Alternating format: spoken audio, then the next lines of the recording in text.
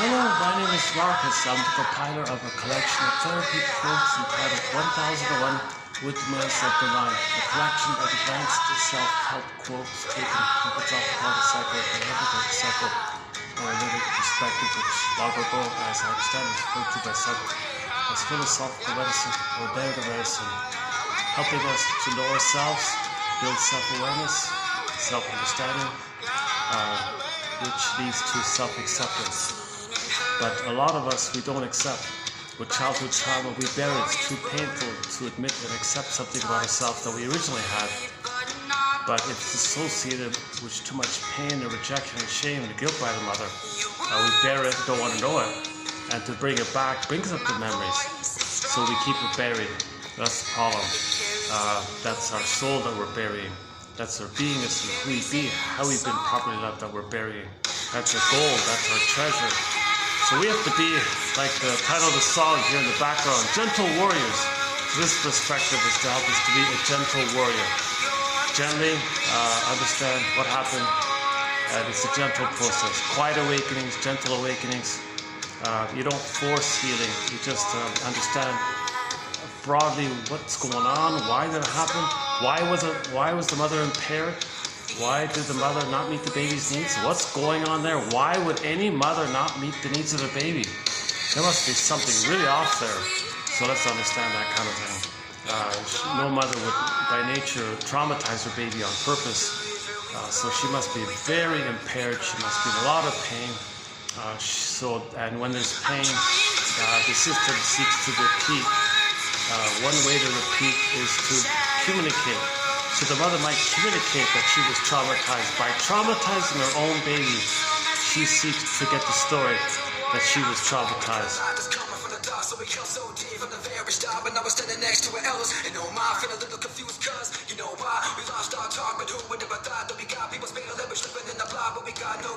Okay, this rap portion of the song refers to a poet about how with trauma we lose our voice, we lose our talk, he says. And then that's the problem. Where's our voice? That's associated with self-agency and self-expression.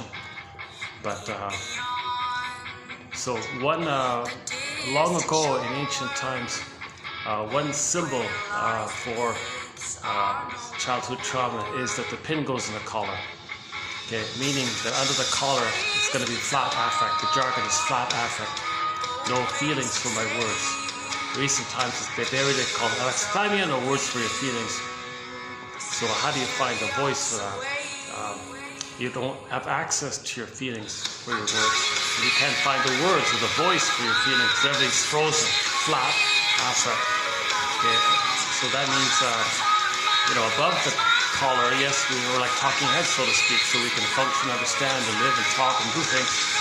But with this extent that we feel the body, our home within, our beings within, our yin, the shakti, the midnight blue, Lugrange calls it, the midnight blue, this beingness quality.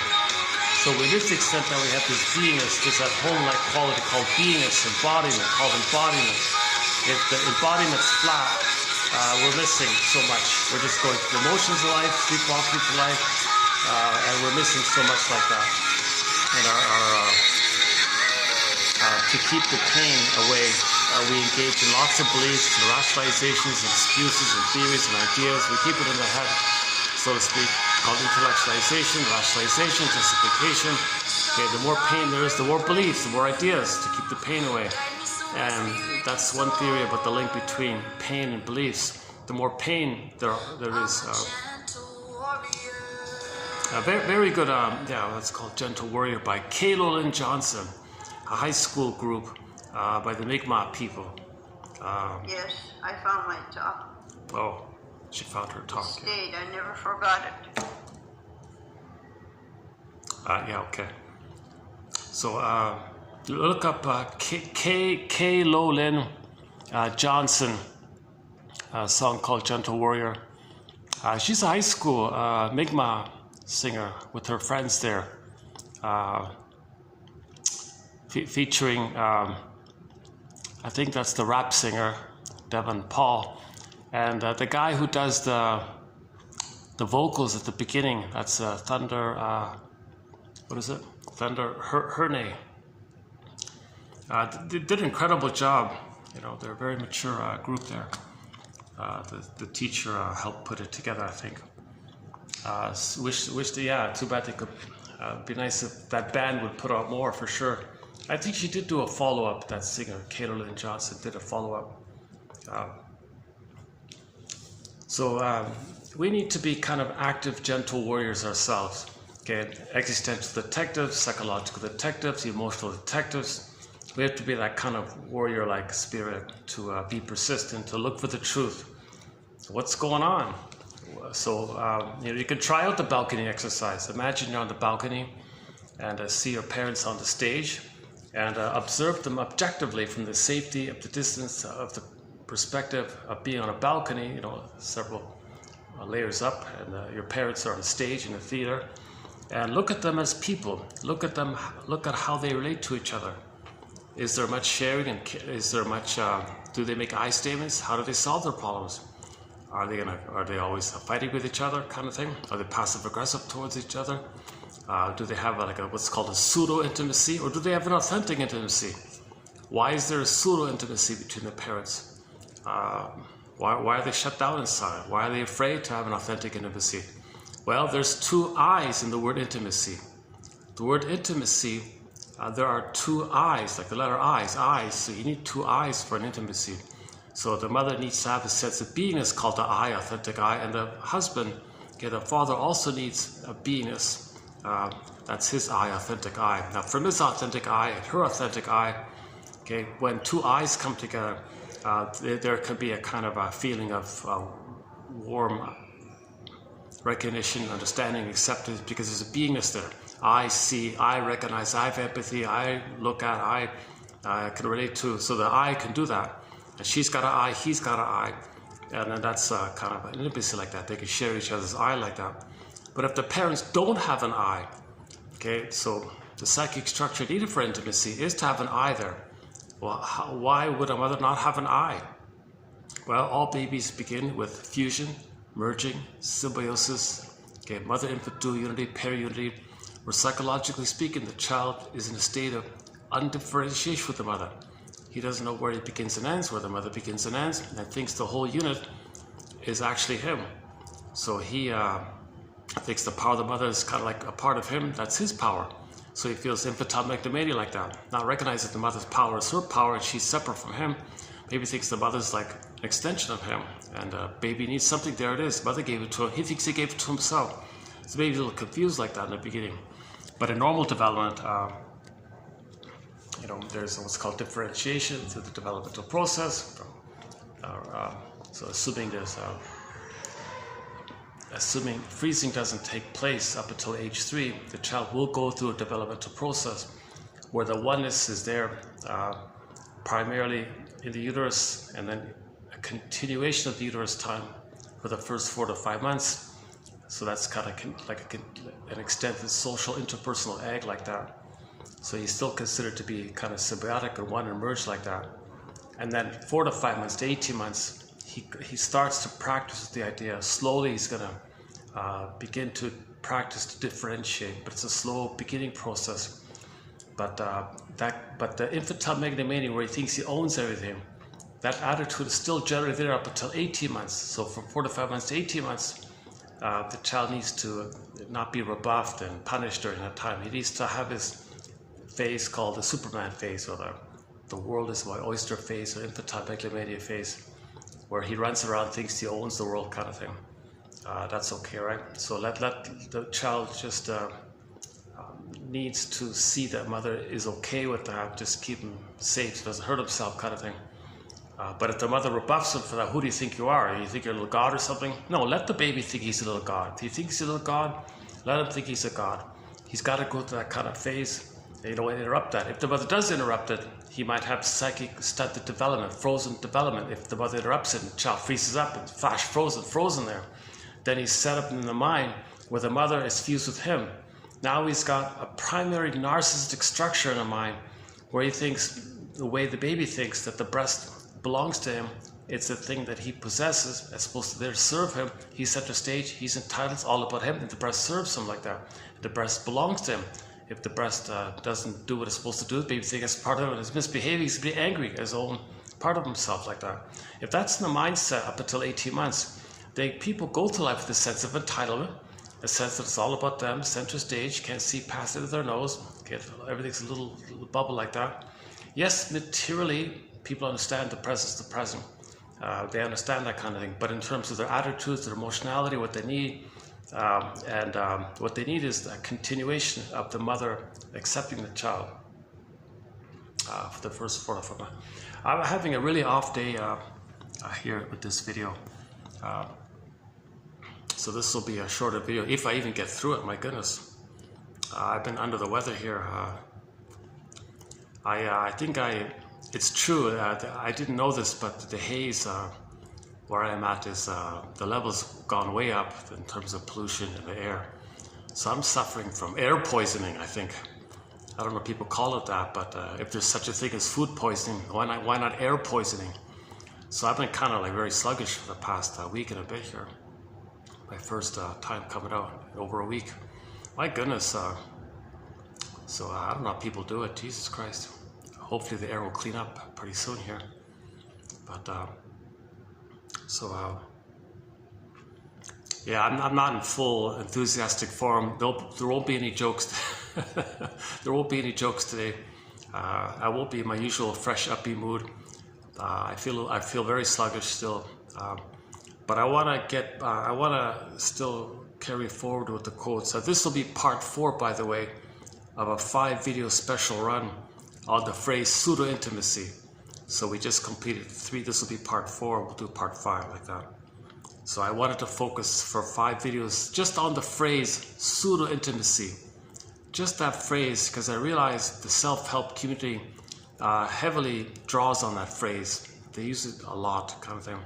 And I've never really noticed it with the analytic, when we talk about projection, the Faust complex and identification with the aggressor, and Margaret Mahler and Edmund Bergler and Grotstein and Ogden. And, when we talk about that kind of material, phrases include like projective identification,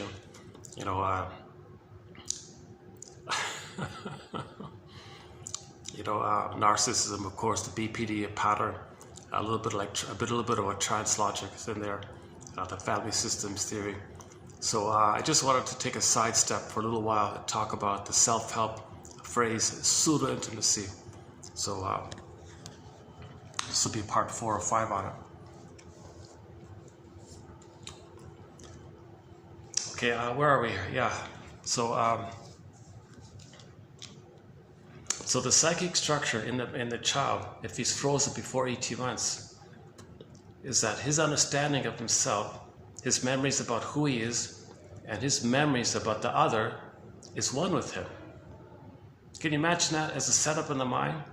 Okay, called narcissistic mind. The narcissistic mindset means they go through life thinking, seeing the present in terms of that past, template, imprint, schema, working model, internal working model, endopsychic structure, intrapsychic structure, this kind of setup in the mind kind of thing, about memories of who he is, memories of what the mother is, and the feeling there, and what he needs, and he's frozen.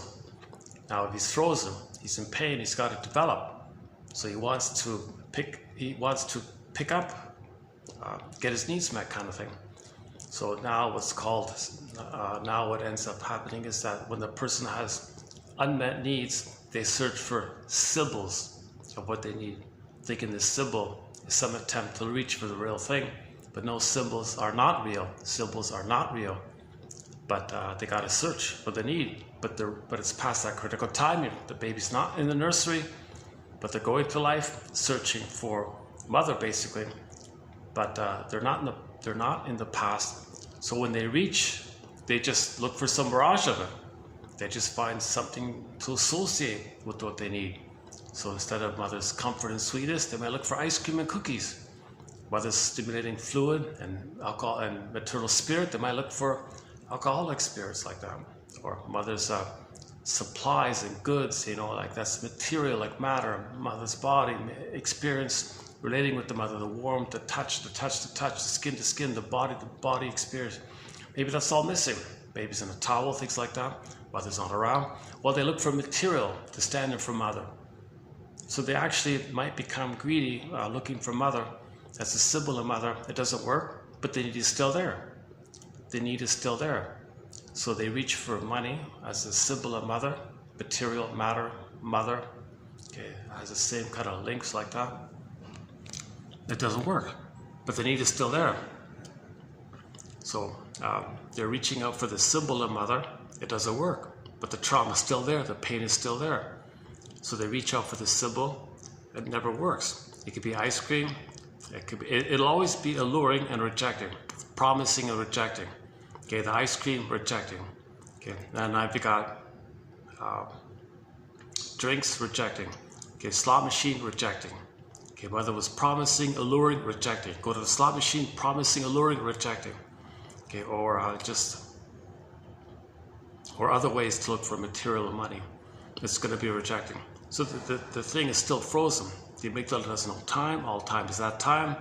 So the present, you're operating in the present as if you're in the past, whereby you transfer the past frozenness to the present and operate out of the frozenness. Now in the frozenness of the present, you can only reach for a symbol of mother. So remember, baby didn't get needs met. He needs to get mother's needs to resume development. So if he's in the present, if he transfers the past to the present, how does he reach for mother? Again, it's going to be something symbolic. Whatever symbol it is, whatever form it takes, it's never the thing. So now you're into the hedonic treadmill. It's going to be insatiable. It can just you're just doing this loop kind of thing. One image is the Tantalus myth. Even though he gets things, he's never satisfied. He gets it, he's never satisfied. So he reaches for something, he gets the thing, he's not satisfied. So that's the image of the Tantalus story, based on weaning trauma. A lot of this trauma is also known as weaning trauma. The baby is reaching for the nipple, mother pulled it away. He was tantalized, pulled away. So in the Tantalus myth, you got the guy there, looks up above him, there's some cherries and apples and fruits and grapes. Every time he reaches for the fruits, the wind blows the branches and he's tantalized. He's never satisfied. That also means that even though he may get something, he's not satisfied. He's never fully satisfied. So the tantalizing was if he got the thing, he'd be satisfied. No, he's still unsatisfied. That's kind of like this insatiable quest to get our needs met kind of thing. So in other words, like a general summary statement for it is when real needs are unmet, the person searches for symbolic needs. It's neurotic needs. Each time you do it, it's called a symbolic act out, also known as symbolic acting out or transfers acting out. Due to the compulsion to repeat, due to this desire to get out of the pain, to get needs met, to resume development, to continue development. It's psychic pain to be frozen in this place where you never got mother's love. And you can't be yourself because you don't feel safe enough. You don't have any memories of mother soothing you and recognizing you and being there for you so you can wire it in and do that for yourself. So you're kind of frozen, waiting. Mother, I need that experience with you. I need to internalize, interject, incorporate a memory with you where you saw me, soothed me, recognized me, understood me, was there for me, gave me a rhythm of safety and comfort. And how you treat me, I can treat myself. I need time for that. You prematurely wean me. You prematurely shock traumatize me prior to that. And I'm kind of frozen like that. And I'm afraid I can't be on my own without that. So they're going to keep on searching for it. That's called the someday idea. Someday, some pint of ice cream will be mother's sweetness of the past. Someday, some material in the present, something I get in the present, okay, will translate to receiving mother's love back in the nursery time and a resumed development. Something in the present will give me what I needed back in the past in the nursery. Okay, you're operating out of the compulsion of the amygdala. The amygdala doesn't know time. The amygdala is only about survival. So the baby thinks it's a question of survival. Plus there's psychic pain not to have your natural beingness, which would be there if the mother loves the baby. Child can develop a sense of beingness, ontological self, sense of self, and so on. Hold on a sec here. Let's dig up another song here. Oh, I just found the radio, what's it called again? Global Agogo. Global Agogo. They found another very good song. That host guy found another very good song by the distant cousin of Nusrat Fateh Ali Khan. Some distant cousin or something. He's got a new album, and they featured this song from that album. I want to give it a try here. It's about 10 minutes long. Let's see. Okay, let's try this for a bit.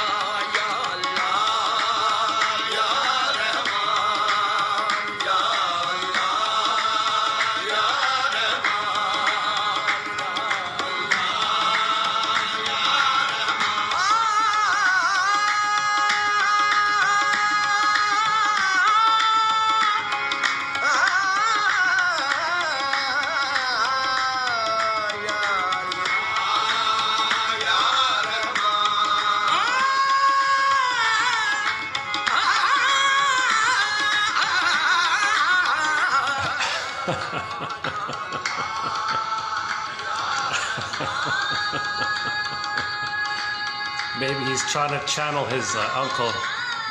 He's trying to, come on, uncle, where's the voice of my uncle? He does sound a lot like, this cousin does sound a lot like his uncle or distant or whatever, third second uncle or something.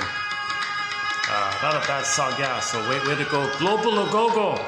They did a very good show lately, Global Agogo. And you know, it's funny, to my surprise, check out the most recent episode of World Beat Canada. The first, I'd say 2/3 of the show are excellent. The first 2/3 are really strong, good songs. It kind of fell apart in the third, kind of crashed in part 3. But the first few songs, like it's an hour program, so like about, I'd say a good 40 minutes, good songs from around the world, Colombia and Africa and so on. Great songs, actually. I'm not online. Otherwise, I'd play it here. But yeah. Actually, honestly speaking, I think that's their best episode. World Beat Canada, the most recent episode. That would be 2025. The end of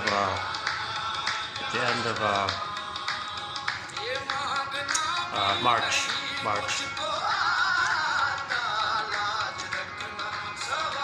Oh geez, I might have to make an adjustment here. Hold a second.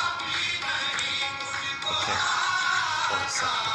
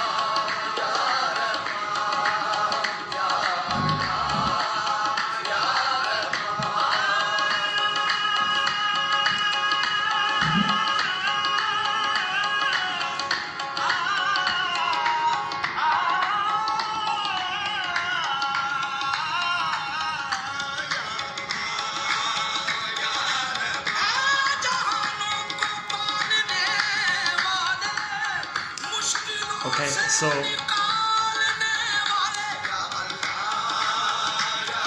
keep it on. Okay, so let's just finish up with the psychic structure of the narcissistic state of mind or something. Okay, so why narcissism is so stubborn? Because their template, their understanding of themselves and the mother, the world is the mother. For the baby, the mother is the world. So he lays down an imprint, a prototype, how to survive with the world, how to be with the world, and who are they, and who is the world, how to survive, and what's their view of it all, and things are frozen like that. Okay, that's a sign of trauma, to be stuck with this archaic sense that that you're going to see everything in terms of your entitlement, that what's around you should serve you, and that you kind of like, in a sense, own it in a way, whereby you don't see others as people, you just see others in a utilitarian way. Well, I only care if they meet my needs, if they see I'm the center. If not, that's like a possession of theirs that's misbehaving. So that's why there's a narcissistic injury, narcissistic rage. They want to control, they're angry. And if they can't, of course, then they do the famous sour grapes, treating them anyways. That's devaluation, okay, to preserve the status that's their center, all about them. Mirror, mirror on the wall, who's the greatest, who's the fairest, who's the center, like that. So they go through life, okay, with sort of this, with the covert kind of understanding or imprint that they're entitled, they're center, and others are just there to somehow give them attention or somehow see them in that way. Okay, treat them like they're so special, a king and a god, like that. They need that constant quote-unquote supply. They got to see everything in that way. Now, if something doesn't fit that, they'll be enraged like that. They'll be angry like that, right? So if they do get something nice, well, of course, they're entitled, supposed to be like that. So something like gratitude has not entered into the psychological picture. They're only at a stage of entitlement. That's why people with narcissism, the bully pattern, Iago pattern, etc., they don't report ever feeling gratitude. You don't hear them expressing gratitude. If they do, it's cynical, to trick you or to mock you or something, to put you down. So they might, mimic the idea of gratitude, but they'll do it in a way that puts you down, to criticize you, to devalue you, to make themselves important. So they're very cynical, they lie a lot. So the commonality of the narcissistic mind trauma before 18 months, okay, will primarily be this feeling that whatever's going on, they got to make it happen. They cause it. They're entitled. And now, tie that in with what's called repetition compulsion. Okay, so what people with early trauma do is called the Faust complex, the Faustian bargain, the Faustian pact, the Faustian bargain, called identification with the aggressor. If the child is in a lot of pain with the parent, yes, he's kind of frozen at that kind of place, but when there's trauma, we repeat. So what's he going to repeat? Well, he was shamed by the mother, obviously. He was shamed by the mother, criticized by the mother. She was misattuned, malattuned, because the mother herself was trapped in the mirror. Okay, mirror, mirror on the wall, she says, who's the greatest, who's the center, who's the fairest of them all? Okay, and the kid comes on the scene, she resents the idea. I can't give to the kid's supposed to give to me, I'm center, it's all about me, it can't be about the kid. So the mother resents the idea. So that's why she's wants to crush the baby's spirit and soul like that. Okay, it's not a physical thing that she's doing, but she's trying to make it so that the child doesn't have needs, and wants to twist things that the child will meet and see the mother as being the center. So the effort to do this is poison apple, poison comb, and the laces. So the mother's rough handling, that's the laces. Her angry thoughts is the comb, and cortisol in the breast milk, condensation image is poison apple, poison feeding. So the mother's not in a place to recognize the needs of her child, because that's supposed to give. She can't give. She doesn't have the beingness to give. She's still in the stage of entitlement to receive. Okay, so if the mother, for example, is in a situation like that, where she's impaired and can't meet the baby's needs, in fact wants the baby to meet her needs, so obviously this baby likewise is going to be frozen at that time as well. So they're both kind of frozen, psychologically speaking. Okay, so let's say the child here is frozen. Okay, to deal with the pain of it all, they make the Faustian deal. Mothers shame them, so they say to themselves, I don't want to be so passive, always being shamed by my mother, victimized by my mother. I have no identity left. I think I make everything happen. I think I'm a king and a god. So how is this going to work? Well, okay, fine. I'll take the temptation. I'll be the aggressor. Others shame me, I'll shame myself. At least I did it. I feel important, I made it happen. I made things happen, I made it happen. Yes, I paid the huge price of selling my soul, but at least I have some identity, I did it. So he preserves or salvages a crumb. That's the Faustian bargain. He gets the power, like the mother, he gets mother's power, he gets that power. He'll imitate the mother, he'll have mother's power, he'll shame himself. So he's the grand powerful one who shames himself. He pays a huge price like this. Plus, it gives him some kind of connection to the mother. It gives him some kind of hope that if he shames himself, and he'll be loyal to the mother, and maybe one day mother will be pleased and things will change. So he has some kind of hope and attachment to the mother by shaming us. So mother, you shame me, I'll shame myself, will be one like that. Mirror, mirror, so I'm going to mirror you, kind of thing.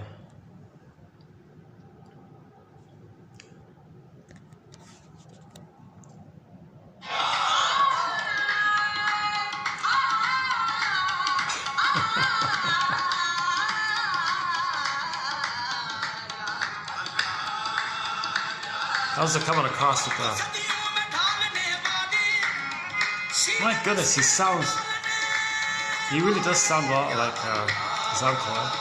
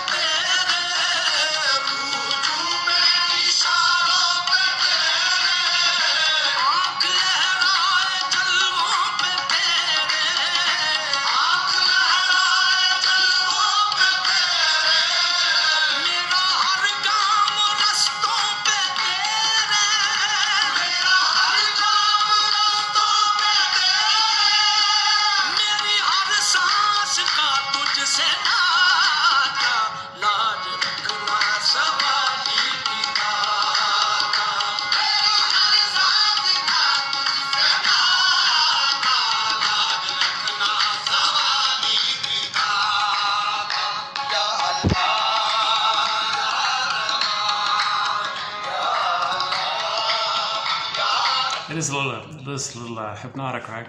After a while.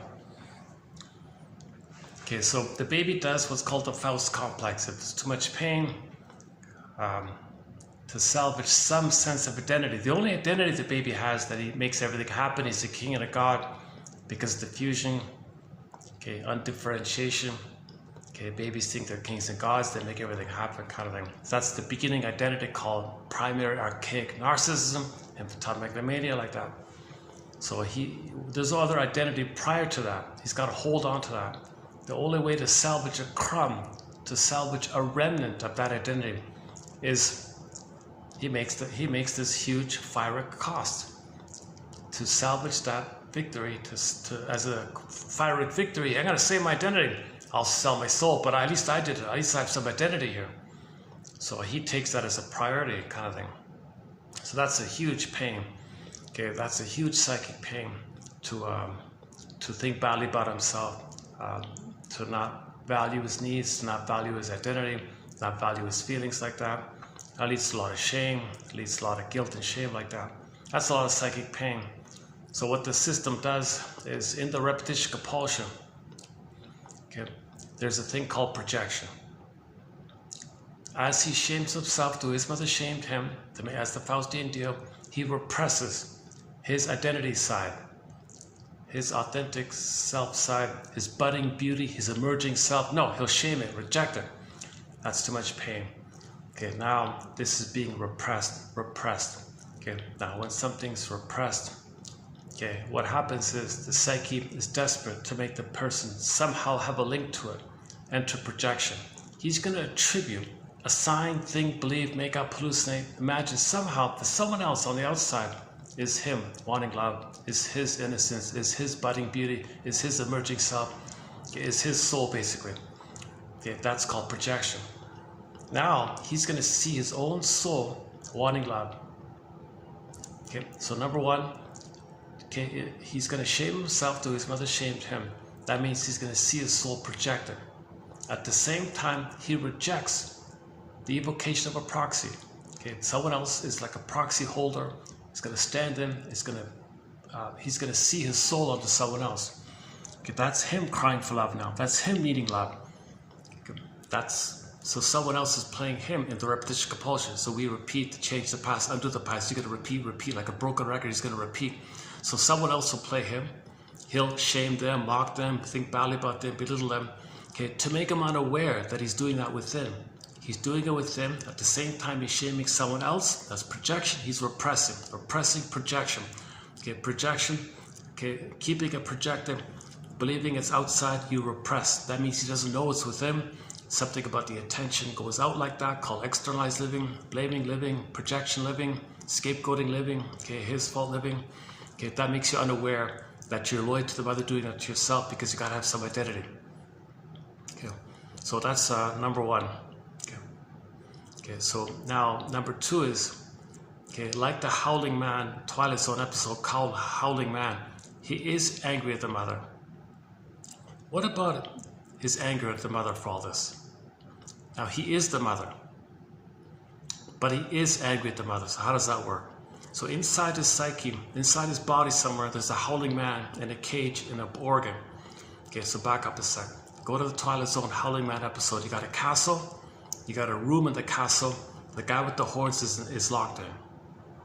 Okay, that's like the body or the person, and something inside the body is an organ. And that's the howling man. Okay, so originally the baby's life force of desire, okay, was reaching out to mother. I need your love. I want to connect with you. Okay, round one, mother said no. Okay, the soul frozen. Pin goes in the collar. Soul froze. Flash frozen. Where's his life force now? Okay. By the way, the beingness of a person in myths and fairy tales is symbolized like princesses. So the princess can fly away. Okay, she can morph into a bird and fly away. She can flee to the forest, lock in a tower like Rapunzel. She could be locked in a glass box like Rapunzel. And there's different ways this can take place. The beingness, okay, the beingness, the feminine, that's why the feminine principle, okay, is symbolized like a princess as a personification of the feminine principle. They use the princess for the feminine. Now the feminine is the princess. Now the princess can turn to stone, can be lost, exiled, and far off, frozen. Okay, Earth opens up and this core gets pulled down. Echo turns to statue, or it can morph into an animal. The animal runs away like the fox in the last story. Check out the fox in the last video, or 2 videos ago. Or better yet, just look up on YouTube Beatrice Deer's music video called Fox. There's sort of an elementary version of it there.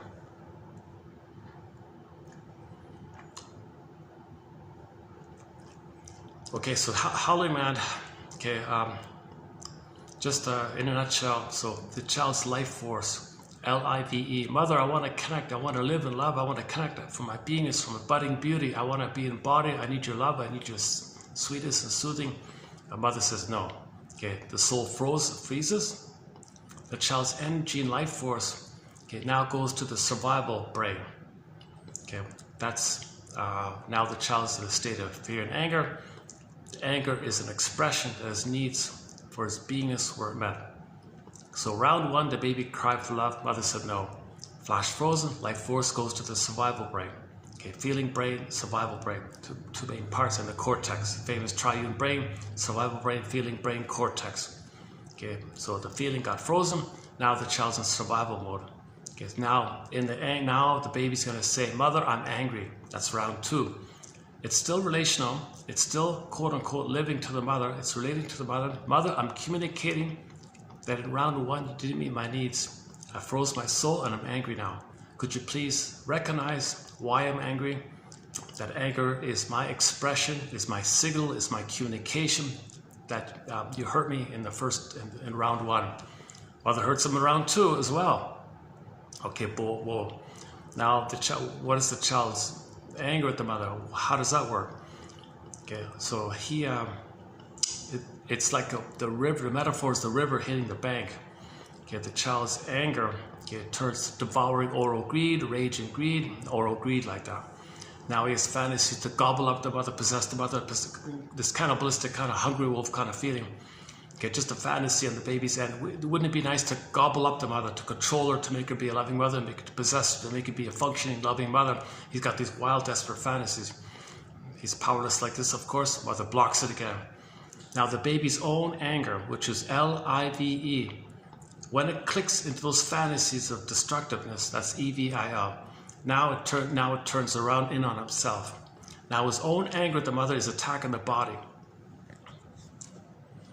Okay, so that's why you symbolize the anger at the mother as the howling man. And the story was the howling man. It could be Diablos, it could be devil, Satan, any kind of image that represents your rage to the mother, but it's bouncing inward. So destructiveness going inward. One theory is that since the baby thinks he's the mother and himself, he's angry at his body, thinking he's angry at the mother. That's one theory. Nevertheless, he is hurting the body somewhere. So now the image of the howling man, okay, the guy with the horns, Diablos guy, okay, he's in the cell like that. Okay, so now he's in pain, hence the idea of howling. So he's howling man, okay, so he's alone, angry, hungry, wolf, ahoo, like that. It's a howling man. So that means the organ is in pain. So we feel like a howling wolf or something. We're in pain, we're in agony like that. Now the body can only hold so much. Okay, the body can only hold so much. Okay, so now the person is looking for an excuse to somehow think someone else can be his no good him. So he'll just insult somebody or think badly about somebody, because the moment he does that, poof, there's his mother. Now he opens the door, howling man means his anger towards the mother is now on this other person who first played him. Okay, again, the fusion, self and other are fused. So if he can find someone to think is no good him, at the same time on another level, says Gradstein, okay, the person he's just shaming, who's playing his own soul, poof, there's his mother. Okay, the one who played him, okay, is him. At the same time, poof, there's his mother. So that's the other. Okay, now he hates the other as a way to get his anger out at his mother. You put a dash between the M and the O, the word mother, the other is the mother like that. So he's got to find someone to devalue, and he'll think, hocus pocus, there's his mother. That's the theory about that. The self and other are fused. Okay, so he feels no good, the mother's dangerous. So find someone else who's no good, you, poof, there's your dangerous mother. That's the other, that's your mother. Now your anger goes out to the mother like that. So that's prejudice and blaming and scapegoating. So that's why people don't care if the other person is, they don't want to know or think or care about if that's your mother or not. They've got too much anger at the mother. They got to find some scapegoat to think is their mother, but they don't want to believe. They don't want to think or care or question. They just blot it out. They don't question it. They just got to believe that they're dangerous. That's the mother. Their own mother's dangerous. Well, that innocent person is just saying to pay their own soul. So they hurt someone and they think they're dangerous. So there's an old line from long ago, very traumatized people hate the ones they hurt. So they hurt someone and think they're dangerous. That's the dynamic of the howling man. The head monk said it in that film, a very important episode in Twilight Zone. The head monk said it when the howling man is inside the cage and all that, thing like that. He said, we got to study this kind of thing. Why is it there? If you just ignore it, he's gonna try to escape. And that's the pattern. He escapes, he's locked in, escapes, locked in. So your anger at the mother is going two places. Your anger at the mother is going inwardly, and it goes out to the side. Okay, and it's continuous, like a river flowing all the time. So your anger is always going to go inwardly or to the side, inwardly to the side, inwardly to the side. That's the pattern in Howling Man. The Howling Man guy was caged, escaped, this kind of thing. That's all metaphor for this kind of thing.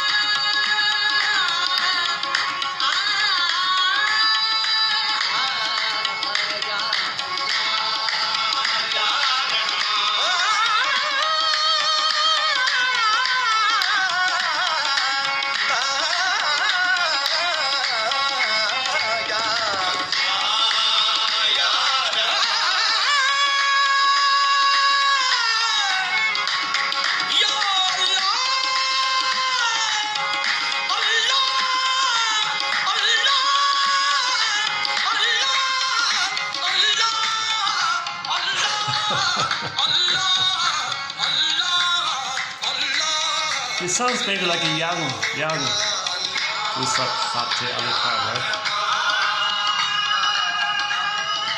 Oh, I don't have the name here. That's a track 4. There's only 4 songs on this album. The album's called At the Feet of the Beloved or something like that.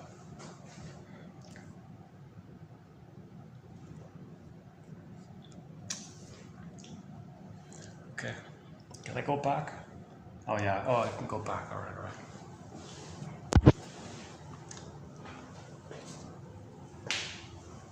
All right, let's go back here. Just give me a sec here.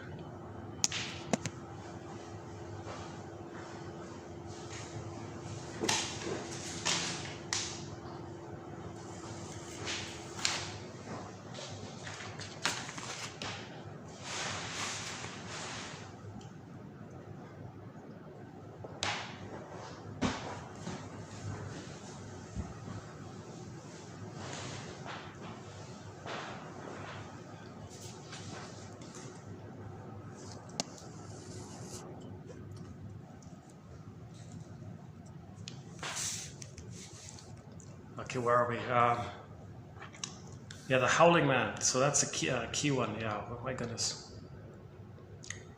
Okay, so when the anger at the mother goes inward and it's attacking your organs like that, later on, when there's pain in the body somewhere, okay, that's your anger at the mother. It's just going to the body instead.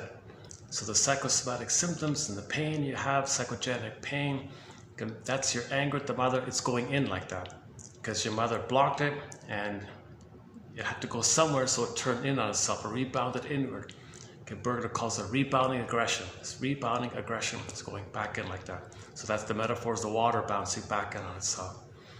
And then, so there's some of it's there, some of it goes to the side like that. Now the person's looking for an excuse, a belief that someone else is dangerous. That's his mother. So he blows off steam. He's not healing.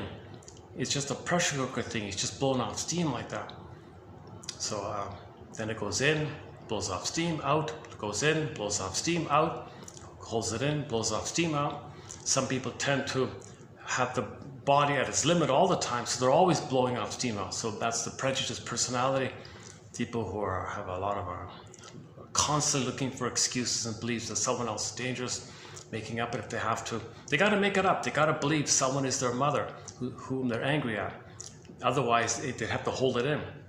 And the body can only bear so much like that, right? So back to the message of the monk in that episode. We need to look at this. That's already number one. That's the hard job as it is already, the first part, the rebounding in like that. If you don't look at that, it's going to go to the side, and it's much harder to analyze or process that kind of thing. So you got to get a sort of like that.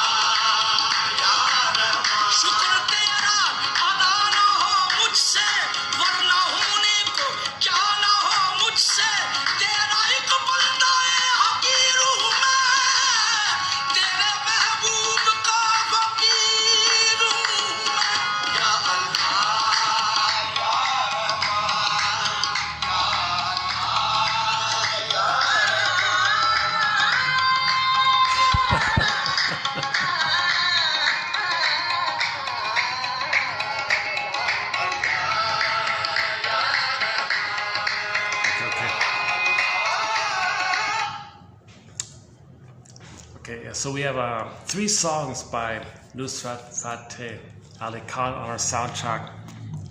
So let's see if we'll add this one as well.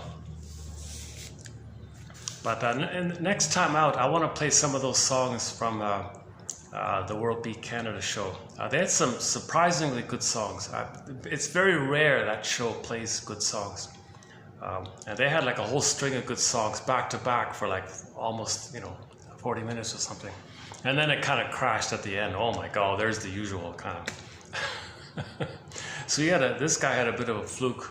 I think this host had a bit of a lucky string there. I'm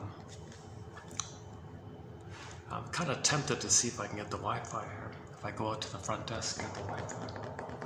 But okay, next time, yeah, they're good songs. Okay, so The Howling Man, my goodness.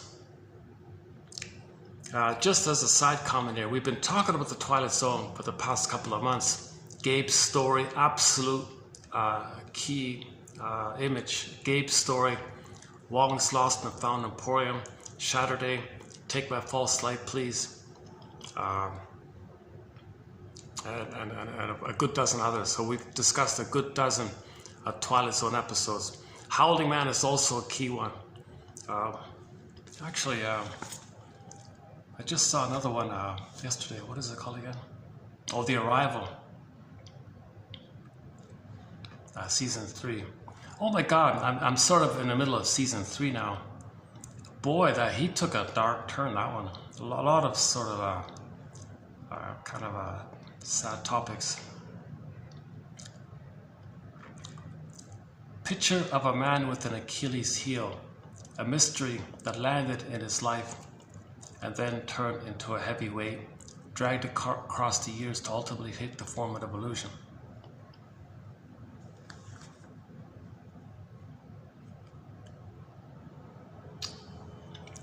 Okay, so this Twilight Zone called The Arrival, just briefly, I'm kind of adding a little bit to it, but I think what it's about is the protagonist, the main guy in the story, as a child, somebody disappeared, somebody important to him, either a father, a mother, or a sibling, probably one of those 3, just suddenly disappeared. No knowledge about where, what happened, no news, no information, nothing, zilch. So he's been haunted and bogged down his whole life with this painful feeling that his father took off, or the mother took off, or possibly a sibling took off or something. So that's a mystery. A mystery landed in his life and then turned into a heavy weight, dragged across the years to ultimately take the form of an illusion. That's his Achilles heel there. So this fellow ended up working as a detective, solving missing planes or something. So in his lifetime, if there's some kind of mystery with the plane, he was right on it. He solved every case. There was one case he couldn't solve. It bothered him, it haunted him, and he projected the case of the missing family member onto the plane case. So he transferred the case of the missing sibling onto the missing plane, and he was obsessed about where's this plane, what happened to the plane, what's going on with this plane, kind of thing. And he kind of buried it, but then 20 years later, something reminded him of that unsolved plane mystery, which carried the pain of the unsolved family mystery. So then 20 years later, he created a delusion of trying to solve the mystery of this plane. So he believed he was dealing with this plane mystery again, and it was all a delusion like that. And then it turned out that he realized he was deluding it. He was deluding himself. There was no plane. And then you see him on the ground on his knees, crying like a child. Where did you go? Why is there no information about what happened to you? So then we see it's clearly a personal, emotional issue transferred onto the work plane. Otherwise, he's a master. Otherwise, he's a skilled detective, solves all the cases. But the one case he couldn't solve, and that's the case of the family missing, he transferred onto the plane story. And then the plane story, he couldn't solve it. And then 20 years later, something reminded him of that plane story. That's the built up thing about the missing sibling or parent or something. So he hallucinated the plane thing, the 20-year-old plane mystery. He recreated the whole thing. I'm going to figure this out. What's going on? Is it this? Is it this? Is it this? I'm going to solve this case. I'm going to solve this mystery. I'm going to figure this out. He went on and on like this. And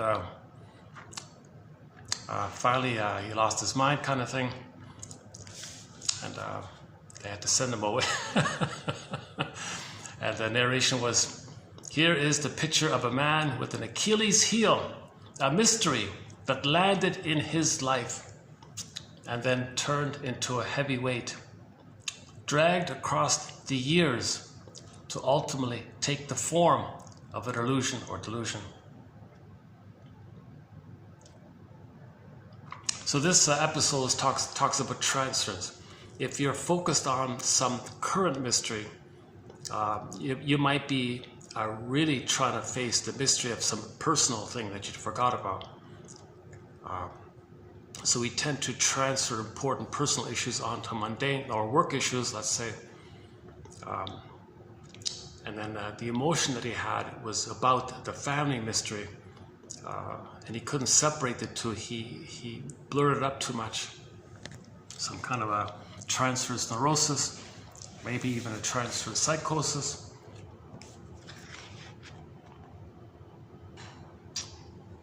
So he never made the link. He never withdrew his projection. He never realized he was talking about the missing family member. Why did the mother disappear on him when he was, 2 years old or something like that? Or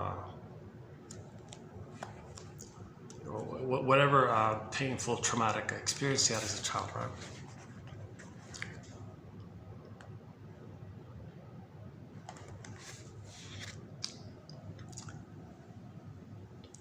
Okay, that's coming up when we get to 3011. That's the first one there, so we'll maybe recover that one. But yeah, the howling man, that's the key one. Okay, let's go back to the introductory kind of area. So in repetition compulsion, in the Faustian deal, okay, when he finds someone else to play him, he rejects them with his dark humor, cynical humor, insult humor. But he's no good. He's a silly this. So he hates his vulnerability, he hates his trust, hates his naivety, because that's what he had as a child. Mother hated it. He becomes the hater. Type of mother's got to hate his soul like that. Someone else will show signs of it, so he'll devalue, belittle it. As he's doing that, as he's belittling an innocent person who represents his own soul, he thinks at the same time there's his mother. Now he hates the one he's shaming.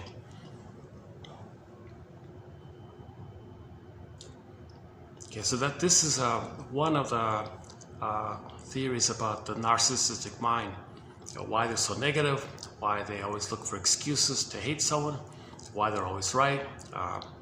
Now, they can't make I statements. It's a tenuous identity. They're always angry with their mothers. That's why their humor is very pessimistic. They got a very pessimistic attitude, negative attitude, because they got to constantly blow up steam on the mother. And they're dependent on this constant blowing up steam phenomenon. So that's why you'll see very negative attitudes by people with narcissism, strong sense of entitlement. Their slogans typically, their life slogans typically reflect it. It's all jungle based. It's all survival based. It's not feeling or love based. Remember, love, gratitude, okay, haven't entered the psychological picture because the beingness hasn't entered into the psychological picture because the beingness got frozen and exiled. The beingness is frozen. You need the beingness for love and empathy and gratitude.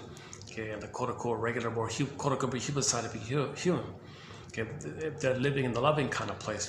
They're in the survival place all the time, where they thought they were gone or with the mother, so they're kind of frozen, that kind of mentality. So generally speaking, when people have a very negative jungle mentality, my greedy, your greedy mentality, that's a sign of trauma during that time, like that.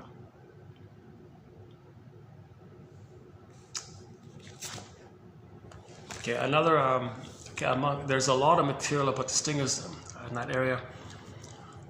So the most recent point is the relating is going to be pseudo-intimacy.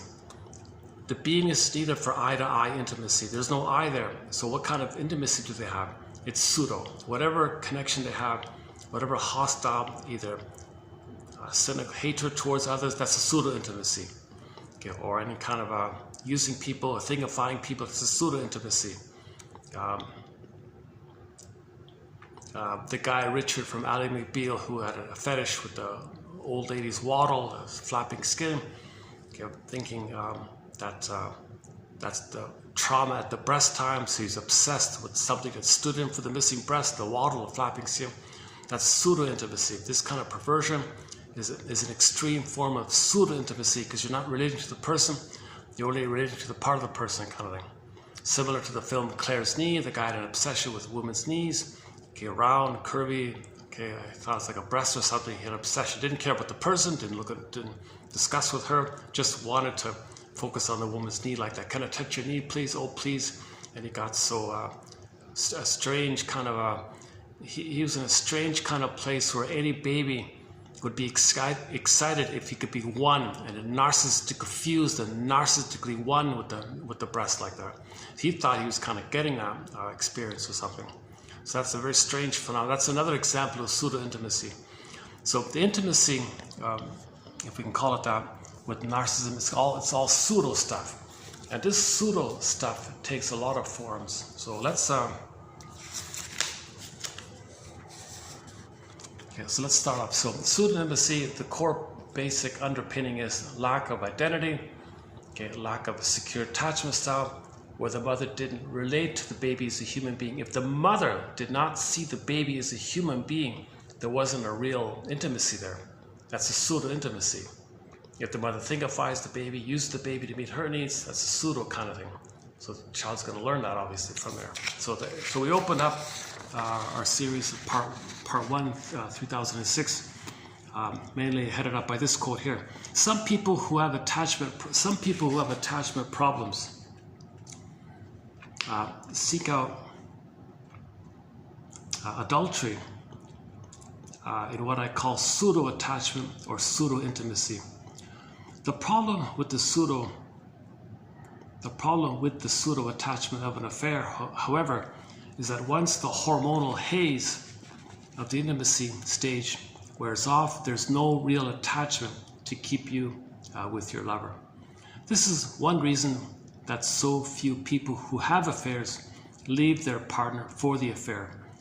Most people really want to create an attachment with their partners but don't know how, so they look for it elsewhere in an affair. In other words, many adulterers were never attached to their partner. Okay, so the guy who has an affair or the lady who has an affair, they weren't authentically attached. If the couple has an eye to eye, they won't have an affair. They're looking for that. They don't have it, so they look for that, but they don't have the capacity for it. So they get a hormonal haze with someone else, and it's just when the haze goes down, they usually just go back to where they were already. So it doesn't, that's why, that's sort of the basic point, that if the couple do not have an authentic connection, it's very easy for them to have affairs looking for the authentic connection, but they won't get it likewise because they don't have a beingness for it.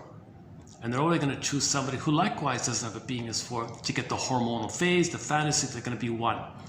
See, these affairs mean you're trying to pick up where you left off with childhood.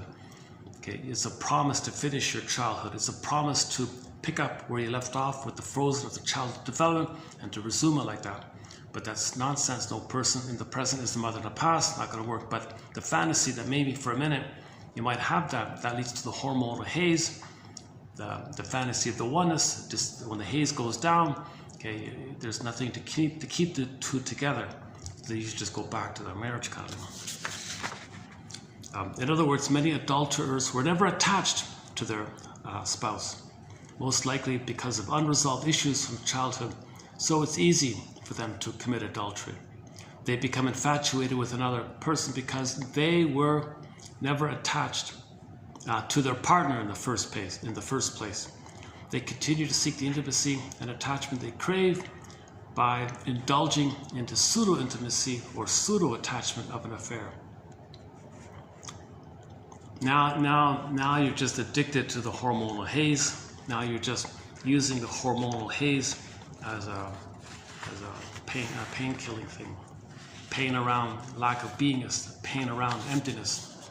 So you create a blissful fantasy that if you find somebody who reminds you of your mother, you might bring up the fantasies that you once upon a time, the memories that you were one with the mother, the person of the present, just reminds you of the oneness with your mother. You forgot that, but the hormonal haze comes up. You transfer the haze to the person of the present. You think the person of the present is the cause of the haze. No, they just reminded you of the mother where you had a haze with the mother, and you just transferred it like that. So now you think the person of the present is going to be your mother in the past, and resumed development doesn't work, so the haze goes down. What he got in reality like that, right?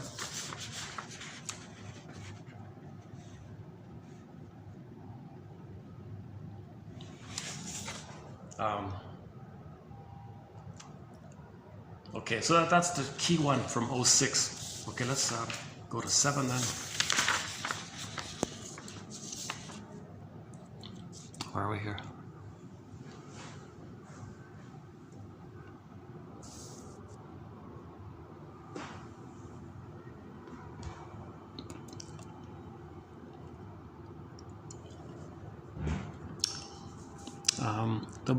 The most commonly seen pattern of pseudo-intimacy is where one spouse, usually the wife, perceives the relationship as lacking in affection and compatibility and feels she doesn't have a close, confiding relationship with her husband.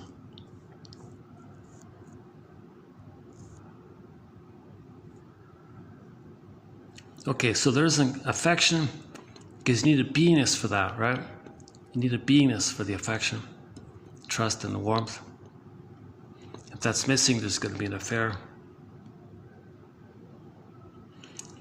Pseudo-intimacy may take various forms, ranging from the shallow and superficial to the mean and perverse. Pseudo-intimacy is often one-sided and is mostly an intimacy we imagine or pretend exists. We might call it Fantasyland intimacy. Fantasyland intimacy. Such intimacy always fails to satisfy because it cannot give us any real deep connection with another person or the love we need. Real intimacy unmasks us, makes us vulnerable. It shows our wounded eyes.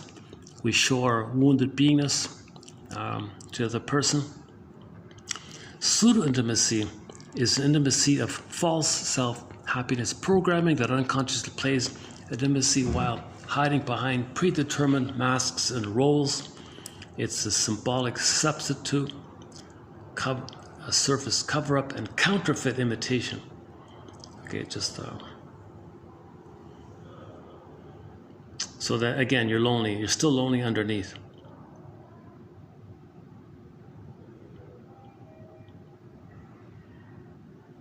Pseudo-intimacy is the result of intimacy without commitment. One example is instant intimacy.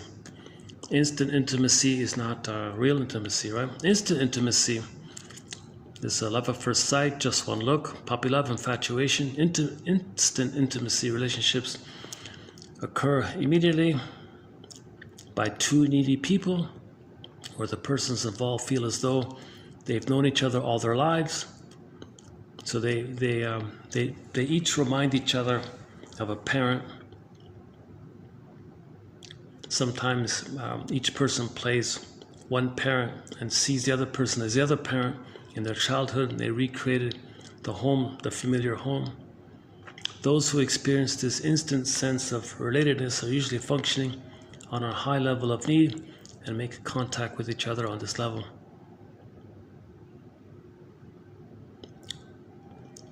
Okay, again with the hormonal haze, also known as counterfeit intimacy or fake intimacy, is closeness without mutuality or concern.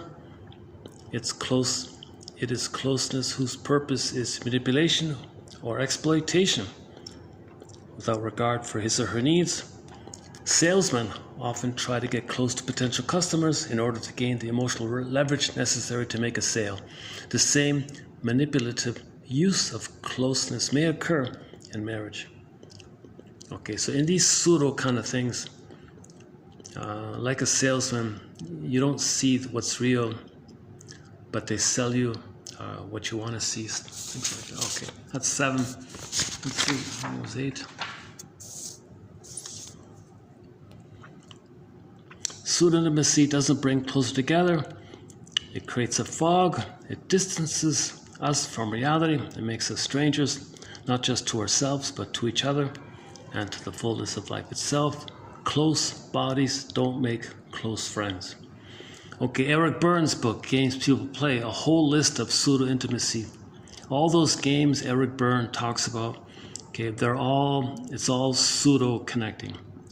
Okay, all these gotcha games and all these kind of power games. Okay, if one's the critical parent, one's the child, that's also pseudo-intimacy. If one's the bully, one's the victim, pseudo-intimacy, etc. He thinks, these guys think, a lot of these kind of clubs, sports clubs and country clubs, business clubs, there's sort of a stylized interaction, and there's sort of an air of, oh, we're so important or something. But the reason they keep lots of chitter-chatter, speech is rapid and continuous, well, to prevent any feelings from coming in.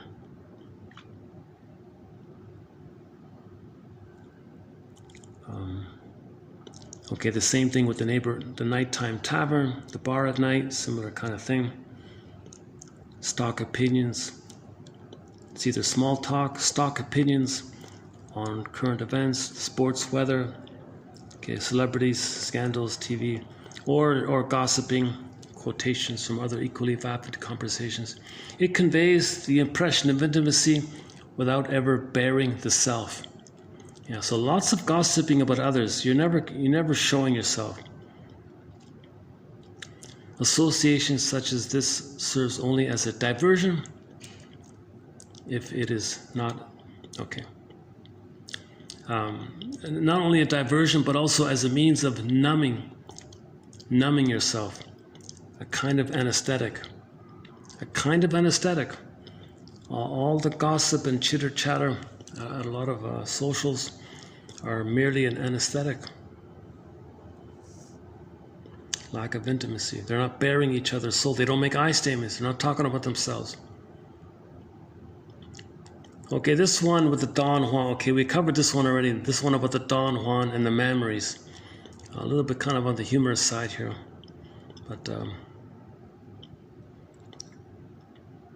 okay, yeah, so in the last video we talked about the Don Juan and his obsession with the memories.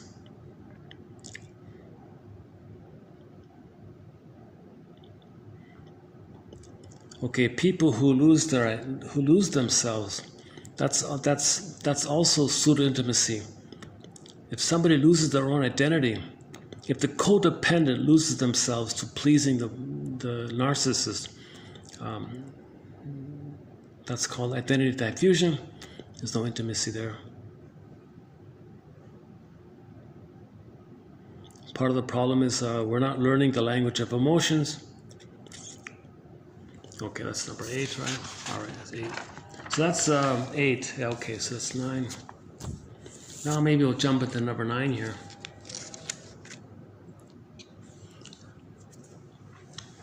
Before we do number 9, why don't we pull up another song here? Hold on a second. Let's try another song here.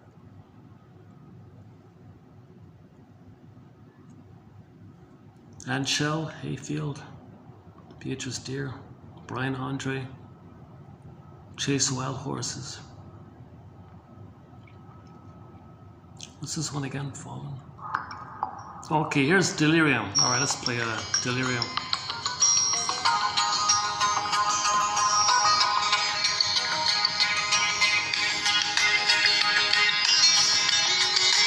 Okay, again. Okay, here's a song called Fallen by the band Delirium.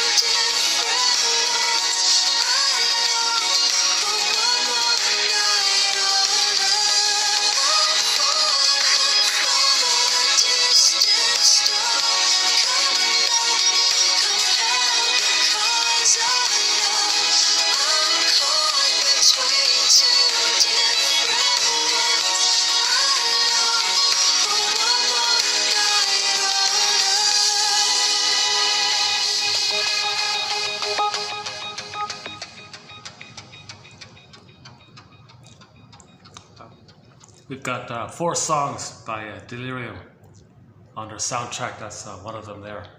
The other 3 are Self-Saboteur, great song. Truly, another great one. And a song called After All, the acoustic version called After All, with the guest singer Jail performing it. Okay, let's look into 09 then. I just, for the first one on projection, I just want to focus on the last sort of concluding part here. Maggie Scarf says that relationships begin to look different when one of the partners has had the experience of taking back a projection, i.e. accepting that, for example, okay, whatever, the craziness, hostility, incompetence, anxiety, etc., that is being perceived in the partner may be emanating from the self. You see things different, you feel different, you see things differently, and you feel different when you own your projection, identify your projection, accept the part of yourself, reclaim a part of yourself. If you didn't want to know it belonged to you, you say others are this or that, this or that. Okay, that's a mirror to notice with them. Look in the mirror, you see it's with them. Okay, projections like on the screen, look on the screen, it's with them. You're the projectionist. The mechanism is your doing within. Okay, you're the projectionist. The mechanism of the projectionistic machine is within. The contents on the film, that's your contents. So it's all yours, but you put it on the screen. You look at the screen, you know it's with them. If you can do that, you feel different, you feel better, you feel more calm, you calm down like that. Because you have more of the self, you make more sense like that. So this is a famously known as projection. Walton calls it a mirror defense. Look in the mirror, see it's within. Again, something is too embarrassing to know, too painful to know, you don't want to know. You say others are this or that. Well, look, well, how am I like that? Or, just investigate at least. Confucius has a very good quote on projection, almost 3,000 years ago. Quote, "Dear students, when I'm in a party of 3, I always have 2 teachers. To the one I admire, I study from him. To the other, in whom I see traits that I don't like, I search for those traits in myself." At least first, so you do that first. Okay, that's something about yourself. So you're going to be more whole, healing and wholeness when you accept them about yourself. But it's painful to accept it. So you say others are that. Wait a minute, maybe I'm talking about myself, whatever it is, right?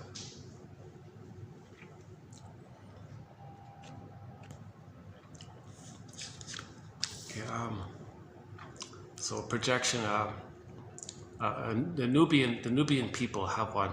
If the monkey could see his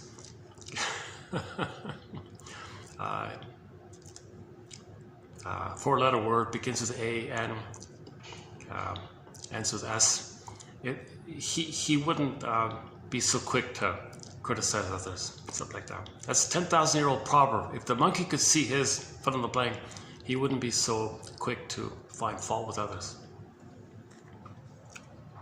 Aesop has a famous one. We all carry 2 bags on our shoulder, and the bag behind represents our own traits that we don't want to know, but in the bag in front, those are the traits we see in others. So we see other people's faults, but we don't see our own, kind of thing. Similar to the camel doesn't see the hump behind him, but he sees the hump on the camel in front of him.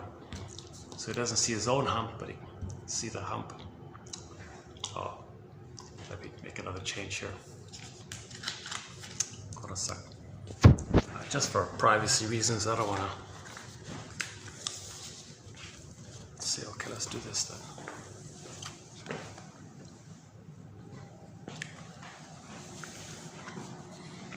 Okay, where are we here? Okay, we're doing 9, right? 9. In the book, My Mother, Myself, 1997, the author, Nancy Friday, points out that in order to leave home, psychologically speaking, and grow up separate and self-reliant, someone had to love you enough to give you a self first, or allow yourself to be there, and then let you go. So the mother loves you enough, and then you can have yourself. If your mother doesn't love you, you hide yourself, you freeze yourself, then you develop a false self to protect it. So when the mother says, I love you, that's not going to have much meaning unless there's an I there to love the child. So in order for a mother to love the child, there's got to be an I there. When she says, I love you, baby, there's got to be an I there. She can say the words, but if there isn't an authentic I, she's not loving, she can't love the baby. But if the mother does have an I, so how can a mother get back her I? If the mother lost the chance to have the I as a part of her, how can the mother get the I back before she has a baby? Okay, she's got to do the mourning process. She's got to admit the painful truth that her mother was trapped in the mirror like the wicked queen. Okay, admit the painful truth. See the broader story of hers. Okay, Bruce Springsteen, Independence Day, Toronto. Okay, get the mother's story. Okay, it's not either or with the mother. You gotta find some kind of both and way of thinking with the mother. But face the painful truth that your mother didn't love the baby. The greatest hurt of all, mother failed me. But you get the story for that. She's impaired, she's wounded, she's a frightened child or something, and she's in pain, she couldn't love. If you can admit that kind of thing, okay, in the safety of another person, okay, grief is healed when it's witnessed by a caring other, because that's a level of safety you need to now feel what you couldn't have felt, to now know what you could have known, so you can now feel what you couldn't have felt. That's the abreaction. That's the firebird, that's the phoenix, that's the feelings coming back. Okay, but you need a level of safety to be safe, to reclaim your beingness. You need someone there to kind of anchor you or something to make you feel safe to have yourself like that. If you don't feel safe with somebody, your soul, your feelings won't come back to you like that. So a mother is meant to get the story somehow, and then she gets the feelings, then she can love the baby. So ideally, mothers get some sense of beingness or some glimpse of the trauma, some feeling of their own trauma. They won't hurt the baby. But if they don't remember anything about it, they're going to traumatize their baby. Again, memory, repeating, working through. When we don't remember, we repeat. The mother's going to repeat. Okay, she'll shame the baby because she doesn't remember that she was shamed. She's the aggressor, the baby's her, replays the whole thing. Shames the baby because she was shamed. She's trying to remember. She's trying to remember. So if she can remember, she won't need to repeat it. So if she can get some I back, then she won't traumatize the baby, right? Next one here.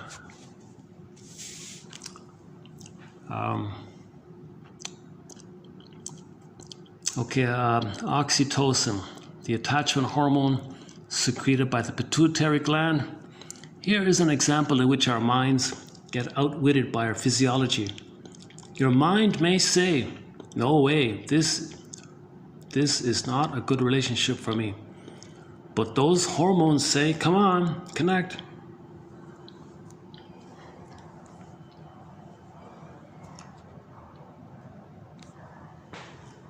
So her point is your physiology blinds you, right? Famously known as amygdala hijack. Okay, something from your survival brain floods you with hormones. You oxytocin, gotta connect. Wait a minute. These bonding hormones are coming up because my mother failed me, and that person reminds me of how my mother failed me. So that's all that is. So if you do have a fall in love experience, an instant falling in love experience, okay, that means that person on some level resembles or reminds you of one of your parents. And then that triggers up where you left off, and you want to pick up where you left off and complete where you left off. So you're back there at that kind of place. But the person in the present isn't a mother in the past. The person in the present isn't an emotional reincarnation of your mother in the past. Or you transfer all the feelings and the memories of the past to the present, think the present's still the past. No, the present isn't the past, but you're acting like the present's the past, but the present isn't the past. So but anyways, the person reminded you of the blissful oneness. That's the hormonal haze. Now you're getting all the hormones, the bonding hormones, the attachment hormones. So that's coming up because that's what you felt, the oneness of the mother. You're going to transit that bonding hormones to the person in the present. Okay, so there goes, no, wait a minute. So first, the reason you were drawn to that person is to know you were traumatized with the mother and you want to pick up there, and that person reminds you of the mother. Now, your mother failed you and betrayed you. That means that person in the present will fail you and betray you. It's a given. Otherwise, you wouldn't be attracted to them. Your chemistry wouldn't come up. You're only going to be attracted. You're only going to fall in love with somebody who's going to fail you and betray you the way your mother failed and betrayed you, because you're trying to know the story that your mother failed and betrayed you. So in the person or present, to the person or present, you say all these things. Oh, you're a heartbreaker, you're a cheater, you're a liar. Okay, you broke my heart, you lied to me. Okay, that's for you to know how you felt with the mother originally. That's why you chose that person. And that's a huge kind of people call it a huge wake-up call when they realize that, oh my God, that's why I'm attracted to them, to know the story of my past. I'm trying to find my story, so I recreate it, so I can now know my story because I don't remember it, so I recreate it because now I can remember it, make the inference. So you want to be conscious of this kind of thing. That's why this... Okay, next one. Those who engage in generativity, those who couldn't engage in generativity after an adulthood of professional success would regress to a lifestyle characterized by an obsessive need for pseudo-intimacy, marked by a pervading sense of stagnation, boredom, and personal impoverishment. In other words, and is that all there is? Sense of ennui.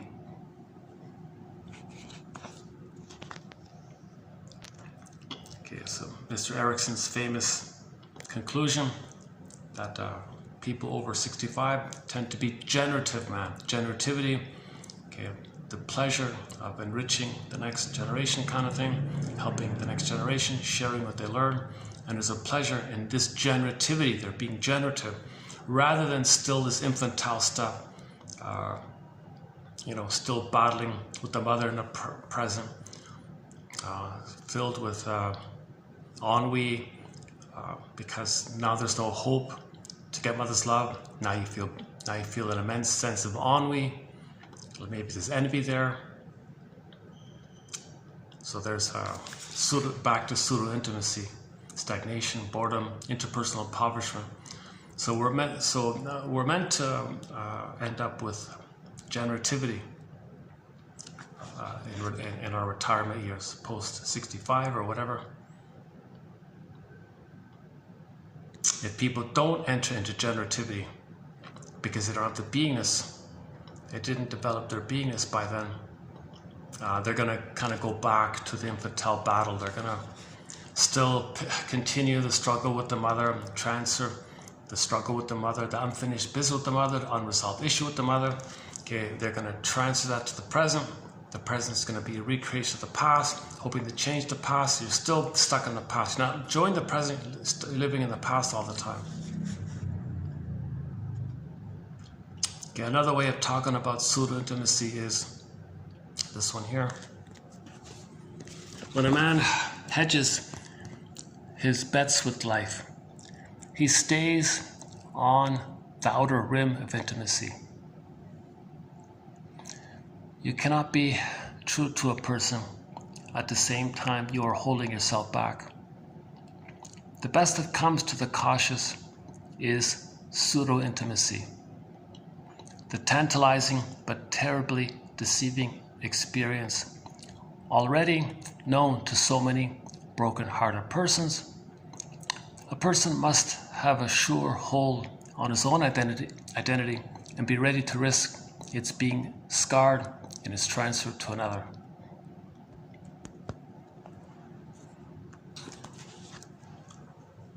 Okay, so stinger personality patterns, bully patterns, okay, it's all hedging, calculating, manipulation, games people play, Eric Byrne.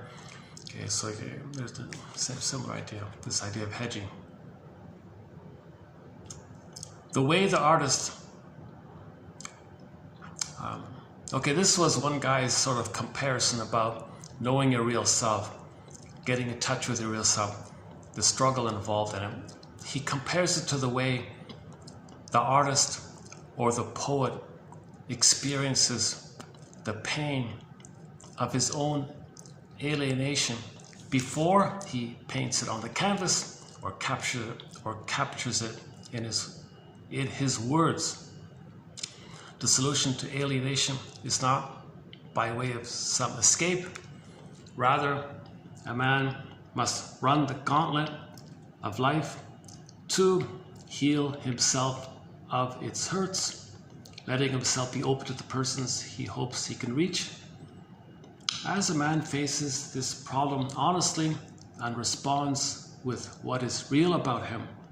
Okay, so you respond with what is real about you. That's making an I statement, right? By that very act, he overcomes isolation and achieves a richer and fuller life in the process.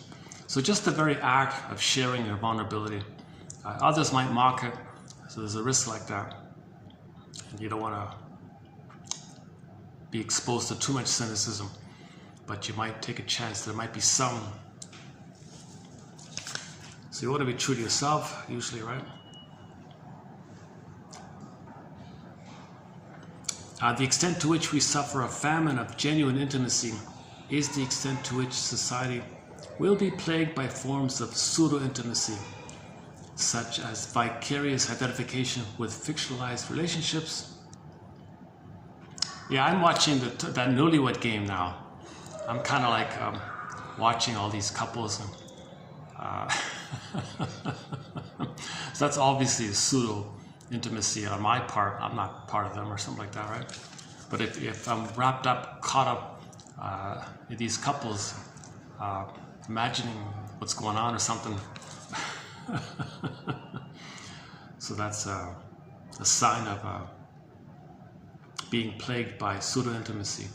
The cultivation,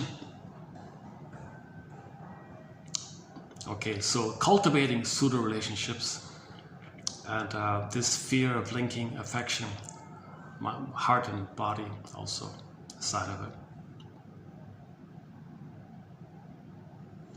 Addictions exist wherever persons are internally compelled to give energy to things that are not true desires. Okay, so pseudo-intimacy can be addictive because you're always going to get the hormonal haze. That hormonal haze anesthetizes your pain. So it could be like a painkiller, and you feel empty, which drives you to it. And you still feel empty, you drive to it. You still feel empty, you drive to it. So you're always getting this addictiveness quality to it. So pseudo-intimacy is intimacy in appearance only. It looks like intimacy, but there is no genuine exchange of feelings, no real love of self and other that characterizes true intimacy.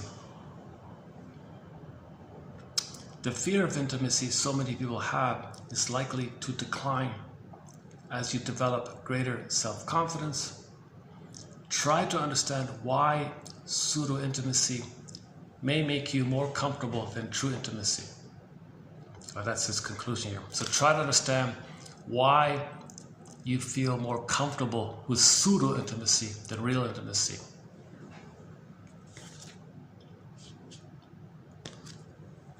Oh, here's a key one. Here's a very good one, the last one here. What has been modeled for children? Children tend to replicate. While children may yearn for a relationship of love, tenderness, and caring, if they have only witnessed pseudo-intimacy, they will tend to live out that script. Okay, or the couple imprint. And Teachworth calls it the couple imprint. So if the couple imprint, the child grows up, has an imprint of the parents relating, but it's pseudo stuff. He grows up and role plays after one, picks one to play, and finds someone else to play the role model mate. So he recreates a reflection of the imprint. As above, so below. The relationship in the present will be a reflection of his imprint, the script. Okay, again, the child's growing up, he sees his parents relating. He says to himself, okay, I'm gonna take after one of these parents and I'll find a partner to play and fill in and play the role of the other parent. So he'll play one parent and his partner will play the other parent for him. So if the parents were pseudo, of course his relationship will be pseudo. If the parents are opposites, likewise it'll be opposites. Like attracts like attracts like. Whatever the imprint is, he's going to recreate, because he's going to role play after one parent, find a partner to play the other parent. He's going to recreate and pick up where he's frozen. That's his model, that's his blueprint, that's his stencil. And what is he doing actually? He's still trying to meet the needs of the parent, because he's playing that parent. Continuing to get it through the partner, playing a copy of the parent. So Ms. Teacher says, if the firstborn is a daughter, there's a 75% chance, she says, that when she grows up, she'll play like the father's side, find a man to play the mother's side. In other words, she's going to marry a man who reminds her of the mother.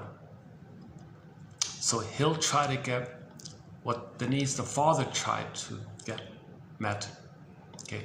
This time in a continuation by finding a man to fill in the mother role.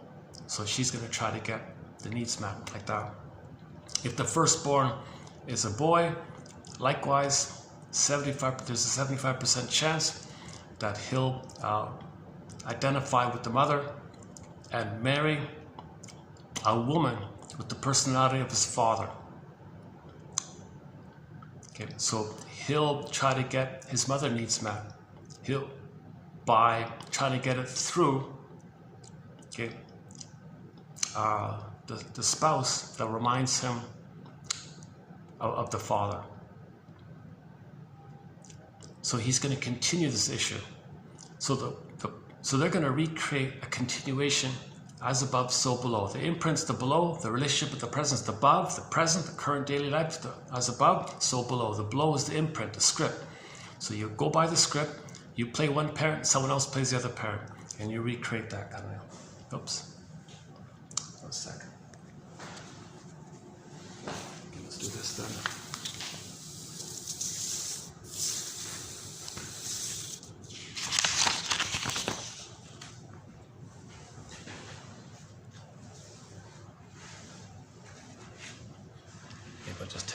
Let's take another little. Maybe just take another little. Got somebody at the door right. Got somebody right at the door there. Hold on a sec.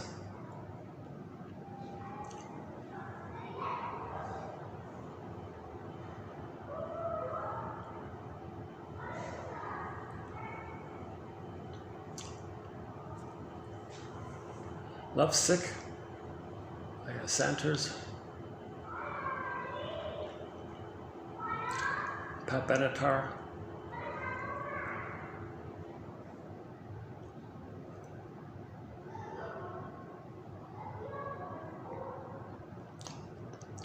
What about some Streetheart? Oh, we haven't played this one in a while. Okay, here's a song by the classic rock band Streetheart. Let's see. Called What Kind of Love Is This?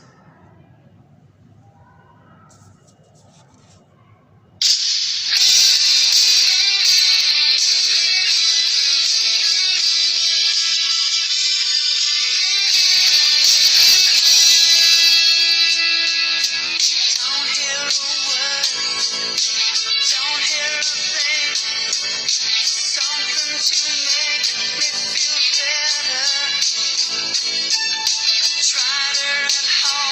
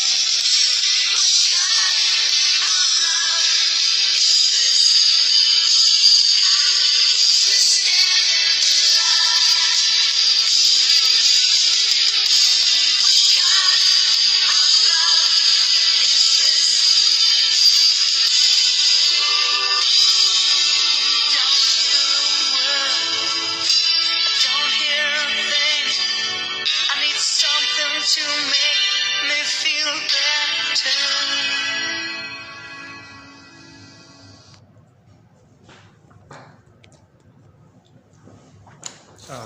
Okay, so we just completed 9 here, and 10. Let's see.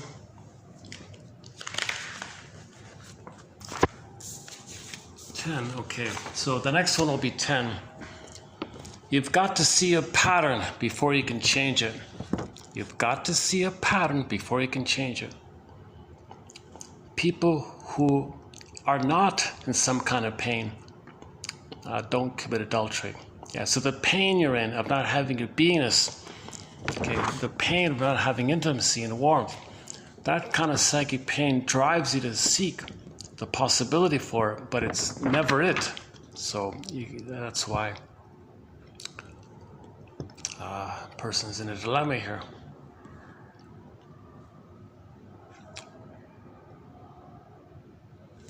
Okay, actually, you know what? I did a preview of 3010 in the last video.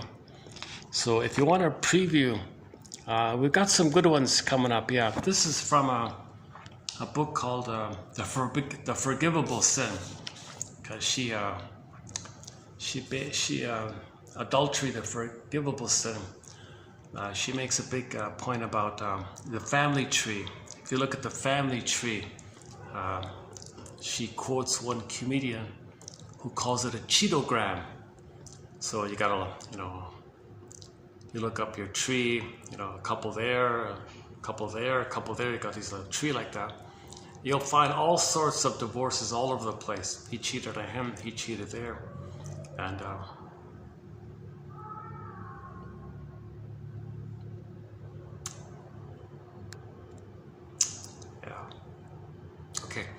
Cheetogram. So she thinks those are deep patterns. They're going to be repeated, recreated, repeated, recreated. So you can blame your upline, so to speak. So it's forgivable in that sense, if you can identify it. So, but no, impossible for adultery is is unforgivable sin. Well, I'll hold the phone here. Look at the tree. Look at the tree. Look at all the affairs in the tree. They're all over the place, these affairs, right? Emotional cutoffs and betrayals and this and this and this and this and this. It's kind of... So she argues a bit like that. The Cheetogram. Where's that one there? But the Cheetogram. The Geniogram.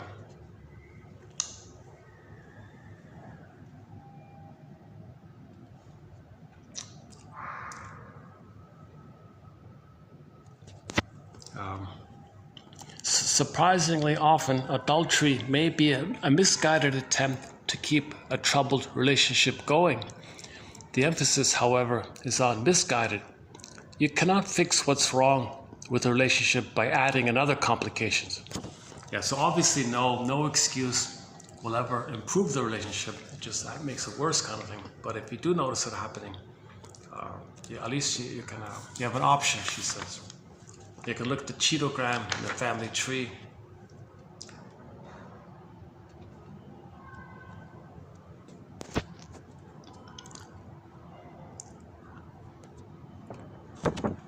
Where's the Cheetogram?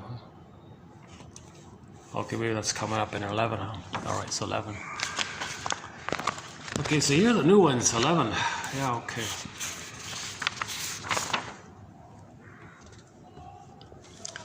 Oh, here it is. How can you tell where adultery runs in your family?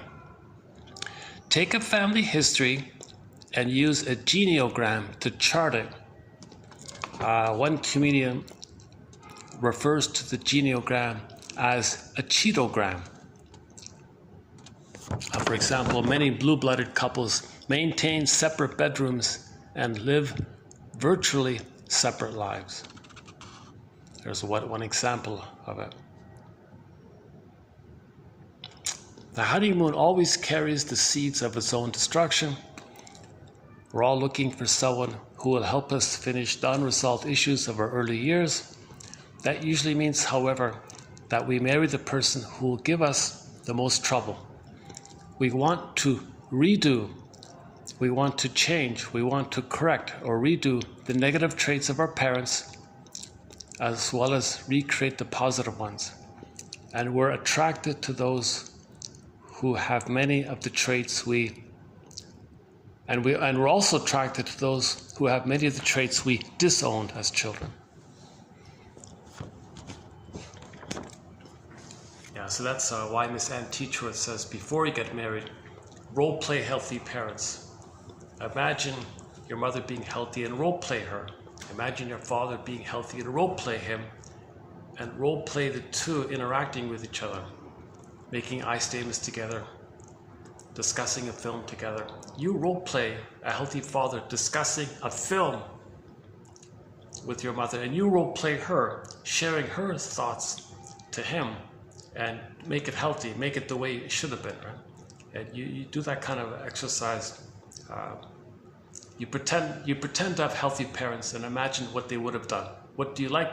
What do you wish you saw? And do it, recreate it, play it, role play them doing the nice thing you wish took place.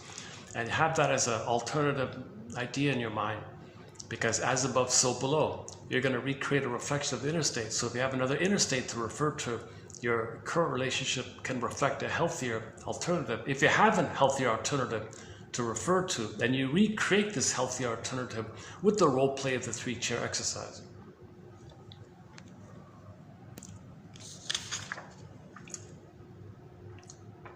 What will your husband say, from the newlywed game, what will your husband say his mirror would say to him if he could speak? You know, half the couples didn't even understand the question. They didn't understand the question. Can you believe it? They didn't understand the question. Ladies, what will your husband say his mirror would say to him if they could speak? Half of them didn't get it. Or they would say something and the fellows didn't. Some of the women got it, some of them didn't. Most of the men didn't get it. Yeah, the men didn't get it. What? If I looked in the mirror, it could speak, what would it say to me? It'd say, why are you looking at me? What are you looking at? Oh, Jesus. You're always looking at me. What are you looking at me for? Like they took it too literally, right?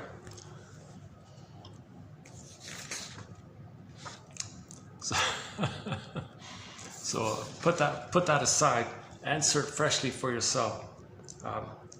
What would your mirror say to you if it could speak?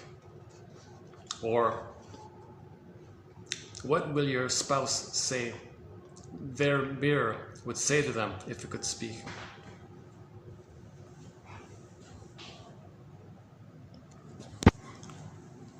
Okay, there's one from Burglars coming up.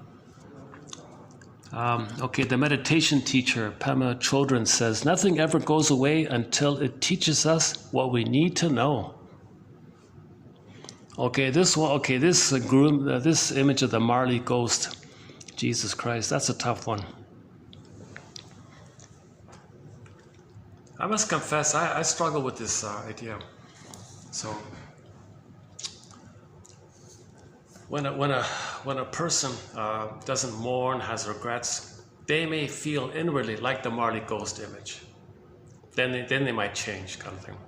So, if the character has a dream, if the Scrooge guy has a dream, it might not literally be exactly his partner in the chains like that talking to him. It might be a projection that he has those chains. He projects those chains onto his partner and sees it like that via projection. Remember, projection means he can't know it too much, so he projects it onto a partner. Never mind whether or not he has it or not, he probably does, that's a separate topic. But when he wakes up, the reason he has such a big change is because he felt that he has those chains. So the image of the Marley in the chains image, he felt that about himself. He felt weighed down, all this lies and guilt and hate he accumulates. He's chained down by the loyalty to the mother who hurt him. He's chained down by the ties that bind to the mother. So he feels like the shallow, empty ghost bogged down inside. That's why he's so miserable all the time, so angry all the time, kind of thing.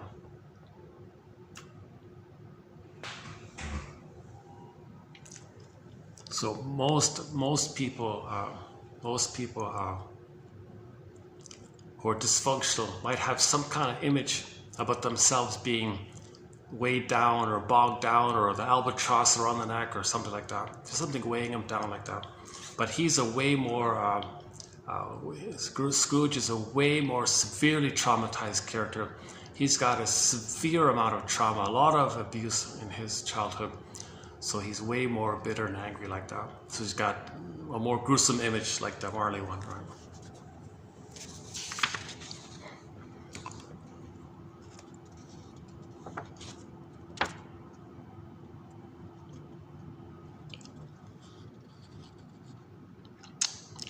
Traditionally, adultery destroys any relationship it touches. 65% of adulterous marriages end in divorce. But it doesn't have to be that way. Only 2% of the couples I counsel,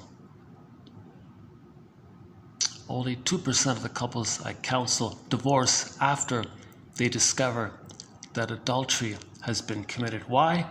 Because I don't agree with the anguished accusation made by many a wounded spouse. You've committed the unforgivable sin. While I don't condone it, of course, under any circumstances, how could I, when I've seen how far its damage can spread? But I do believe it is often the result of an inherited behavior pattern, not a free choice.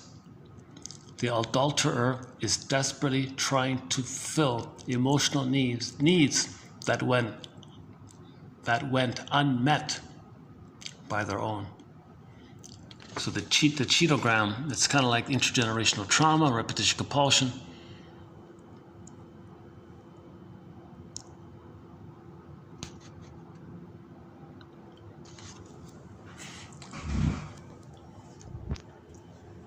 Actually, I didn't comment on that.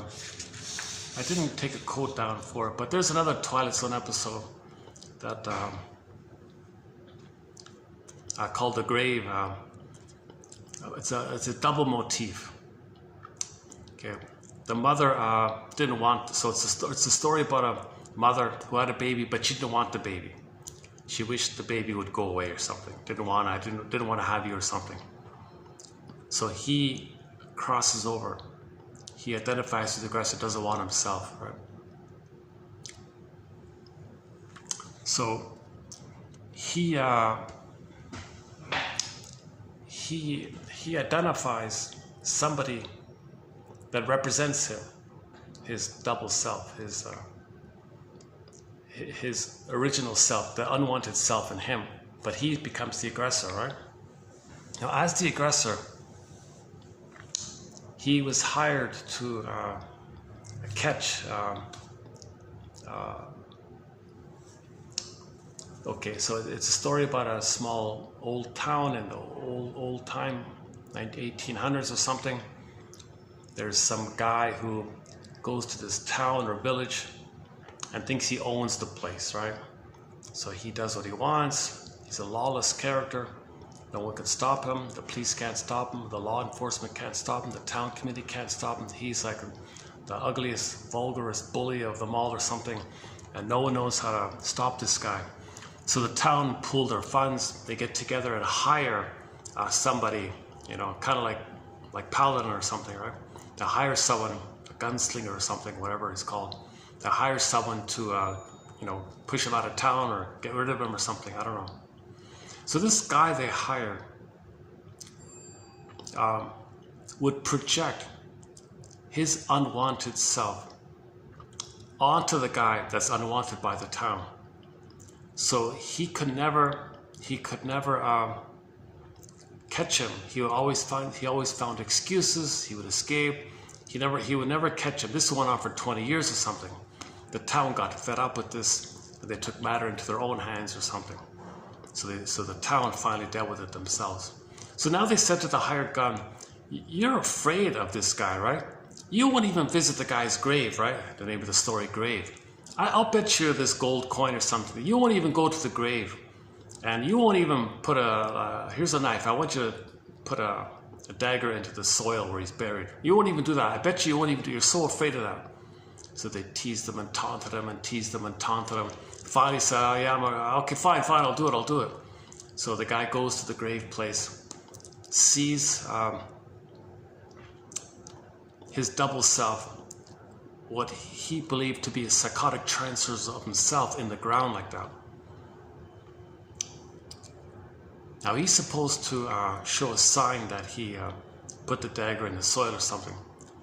But when he did, he was a goner himself. Because the one he attacked was him. That's the double self. So they did a double motif. So the Twilight Zone did. So here's another example of the double motif. When he believed he was going to attack himself and his delusional unconscious fantasy, he was a goner himself. Because he was the mother who didn't want him. And he acted that out by stabbing the soil, thinking that the guy in the ground was him. That the guy in the ground, he thought the guy in the ground was him, and he's the mother. Him being the mother attacked himself. That's why he collapsed.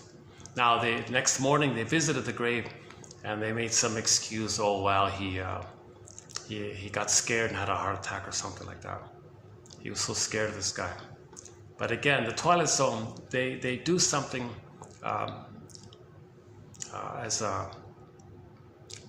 to convey a psychological point. Many of the Twilight Zone episodes have an analytic idea, but they never tell it to you, obviously, right? So this conveys the idea that he was overly tied to the mother. He couldn't separate from her. He couldn't leave her. He was her in effect. So he couldn't do the job that he was hired to do, kind of thing. And the townspeople didn't know it, kind of thing.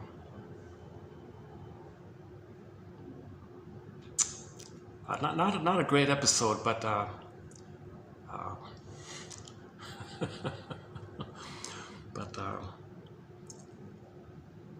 just saw it, so sort of slightly fresh in my mind. Season 3, Rod Serling. Season 3, my goodness. That's a dark season so far. I've just watched the first 10 episodes, I think. But they did one comedy. I knew they had to do one comedy episode. So to take a total break, they took a total break. They did one just whimsical, farcical comedy called Once Upon a Time, about a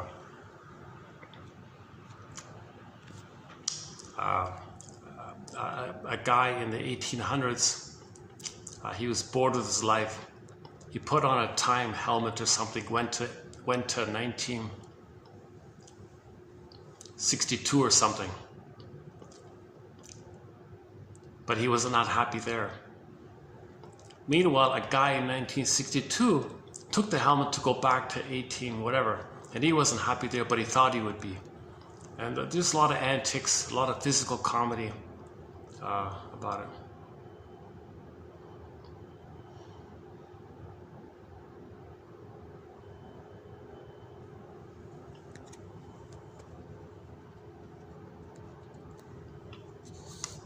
Okay, hold on a sec. Okay, let me just take a small break here. Hold on a sec.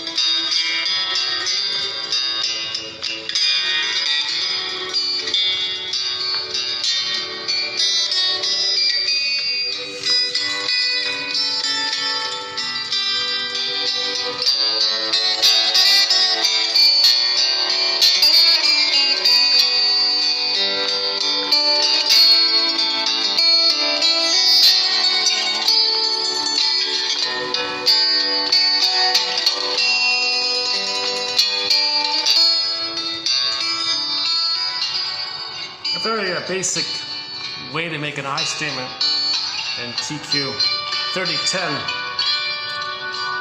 is the second last one here. Diffuse the situation by dealing with I statements rather than you statements. The second almost always leads to blame and shut down communication. People hear better when they're not being attacked. Quote, the woman said to the husband, when you flirt with other women at parties, I feel triggered, I feel insecure, I start shaking inside.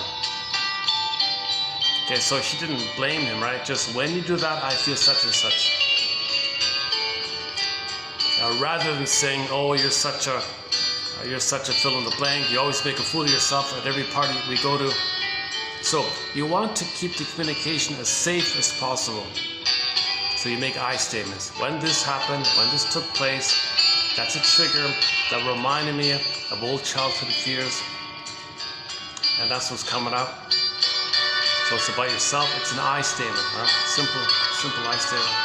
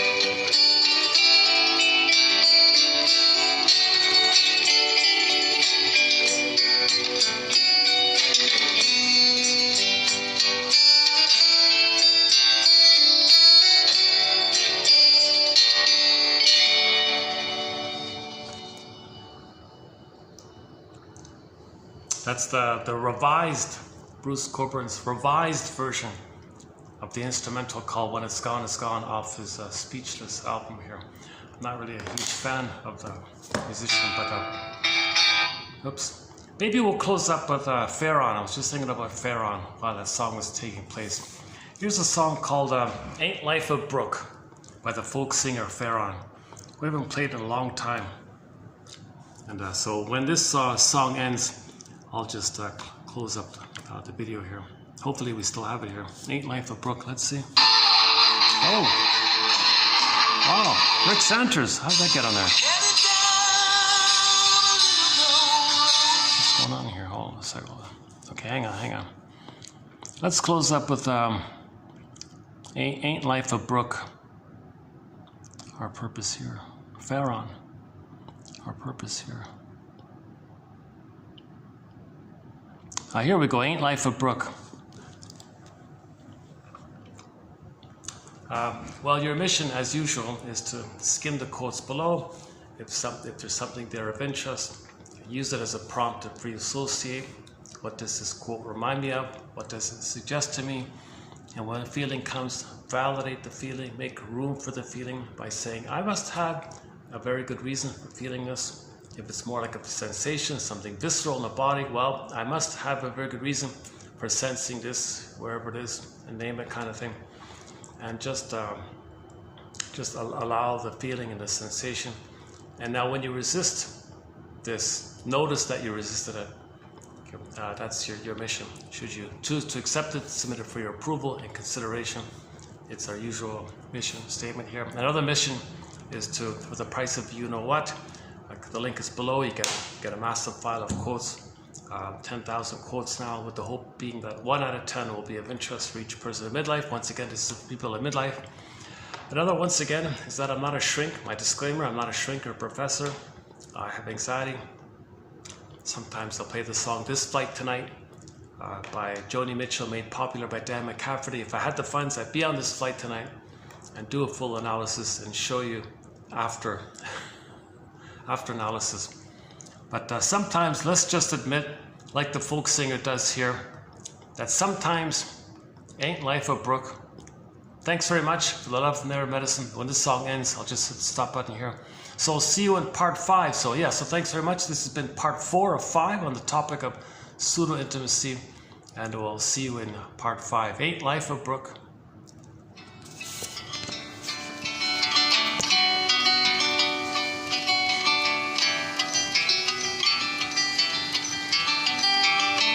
I watch you reading a book. I get to thinking our love's a polished stone. You give me a long, drawn look. I know pretty soon you're gonna leave our home, and of course I mind. Especially when I'm thinking from my heart that life don't clickety-clack down a straight line track. It come together and it come apart. You say you hope I'm not the kind to make you feel obliged to go, taking through your time with a pain. Look in your eyes, you give me the furniture, we'll divide the photographs. Go out to dinner one more time, have ourselves a bottle of wine and a couple of laughs. When first you left, I stayed so sad I wouldn't sleep. I know that love's a gift, I thought yours was mine, and something that I could keep. Now I realize time is not the only compromise. A bird in the hand could be an all-night stand between a blazing fire and a pocket of skies. And so I hope I'm not the kind to make you feel obliged to go, digging through your time with a pain. Look in your eyes, I covered the furniture, I framed the photographs. Went out to dinner one more time, had myself a bottle of wine and a couple of laughs. Just the other day, I got your letter in the mail. I'm happy for you, it's been so long. You've been wanting a cabin and a backwoods trail, and I think that's great. Me, I seem to find myself in school. It's all okay, I just wanna say I'm so relieved we didn't do it cruel, but ain't life a brook? Just when I get to feeling like a polished stone, I give me a long, drawn look. It's kind of a drag to find yourself alone, and sometimes I mind. Especially when I'm waiting on your heart, but life don't clickety-clack down a straight line track. It come together and it come apart. 'Cause I know you're not the kind to make me feel obliged to go, taking through my time with a pain. Look in my eyes, I sold the furniture, I put away the photographs.